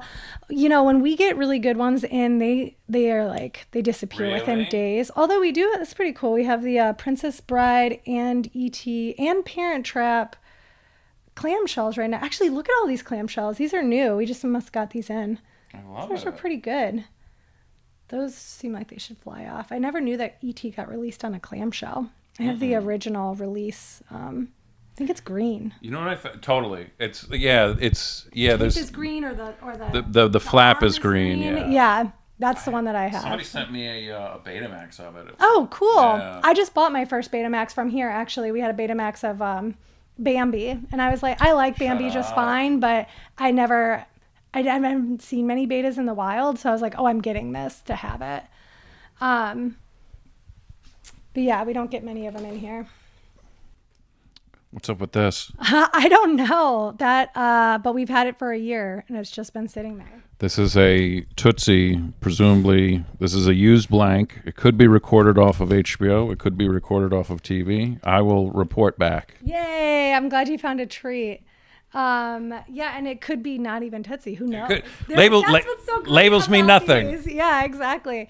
Did I tell you, I don't know when this happened versus the last time we talked, that I got my husband's grandmother passed away, and she had a ton of tapes, and they gave them all to me. No. And most of them were blanks. And like a ton of stuff, like the labels are very odd. Yeah. I don't totally know what they mean. They're clearly like a personal note to herself. Like she knew what it meant. And there's some stuff that it just says like ab fab. And I'm like, oh, okay. So who knows how many episodes of Absolutely Fabulous. But I will say one of them, it just says Angeline on it. Like, and what, did you watch I haven't watched it yet. Wow. I'm like, very excited about what it could possibly be. And then it's just footage of Angeline driving around LA. Imagine. But she was amazing. Rosanna Norton, she was a costume designer, Oscar nominated costume designer. Oh, shut up. She was nominated for the Tron.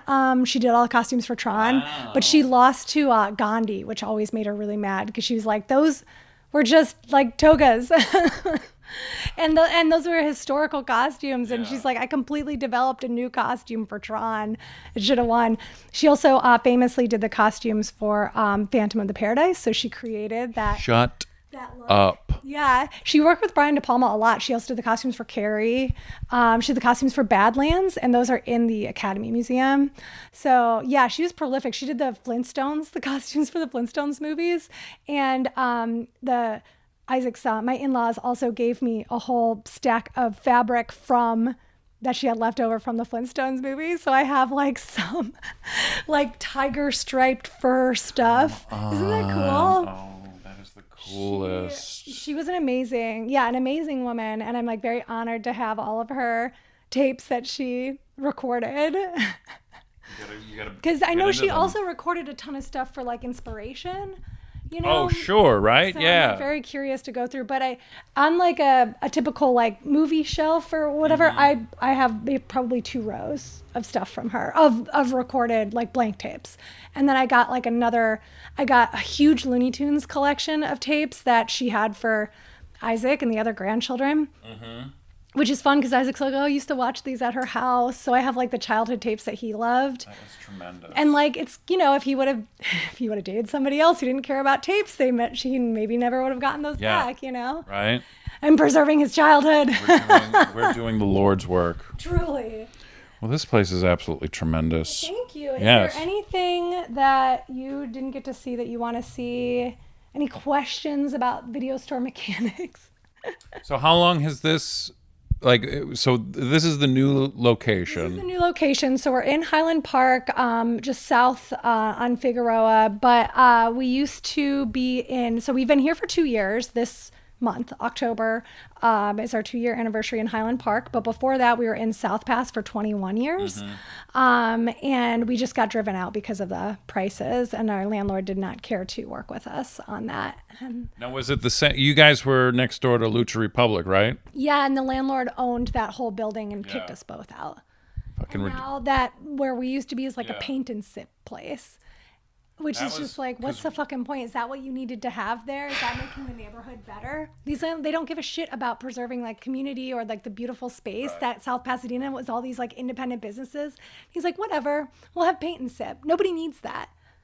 We used to do our annual live show for the We Watch Wrestling podcast at Republic of Lucha. And our friend Kevin would produce it, and I would have like a wireless mic. My favorite thing would just be walking around on the sidewalk asking people who their favorite wrestler was. And once in a while, I would dip into Videotheque just to like to ask for wrestling movies and stuff.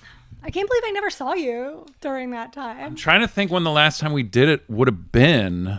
You definitely would have. I would have worked there. You would have worked there. Moved in while I was working there because when I started there, it used to be like a bourbon store furniture. It was like some rich lunatic was like, I make furniture and bourbon and I sell them both out of this store. What are you going to do once you have your bourbon? You want to sit down, don't you? You got to put your bourbon somewhere. I made you this chair. Sit down. Have some bourbon. All barreled, like this chair is made out of the barrels that I made the bourbon with. And so then how does the membership here work? It's free to become a member. You sign up pen and paper, which is very fun.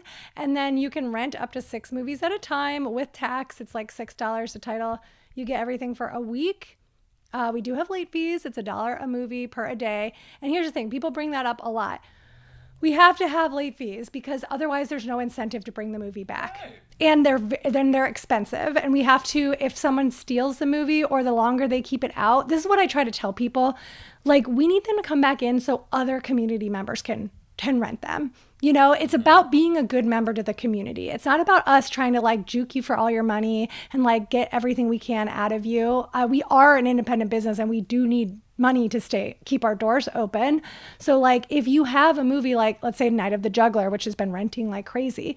If you rent Night of the Juggler and then you fail to bring it back, not only are you keeping that movie out of other people's hands, but then also we are losing money because we can't rent it to people and there's a long wait list for it. So you have to pay. Otherwise you're stealing. Yeah. But I get that all the time. People are like, I can't believe you still do late fees. And it's like, well, people won't bring movies back otherwise. So, but you do get everything for a week. You just, make sure your eyes aren't bigger than your eyes. Well said. I always rent more movies and I get to rent for free and I still will be like, I'll take 6 movies home even though I'm going to be back tomorrow. Right. I'm like, just take one. It's hard. But yeah, we're open every single day, 11 to 10. We do screenings on Fridays and then you can rent the space and do your own screenings. We've had premieres here. We do pop-up events here. We had Vinegar Syndrome here last month and we did a fun pop-up with them.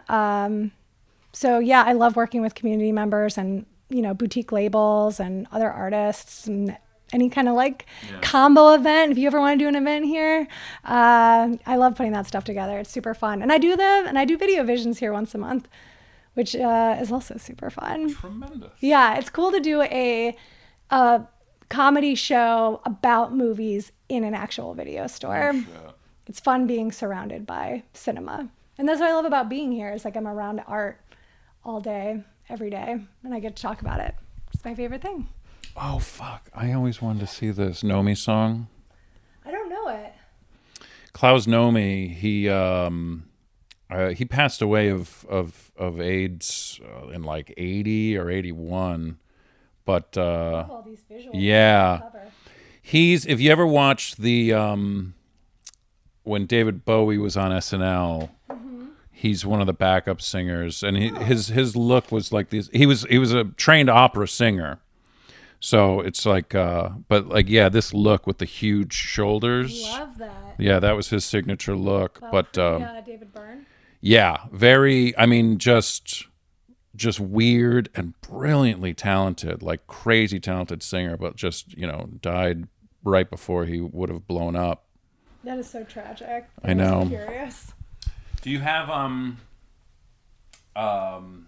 Mr. Mike's Mondo video?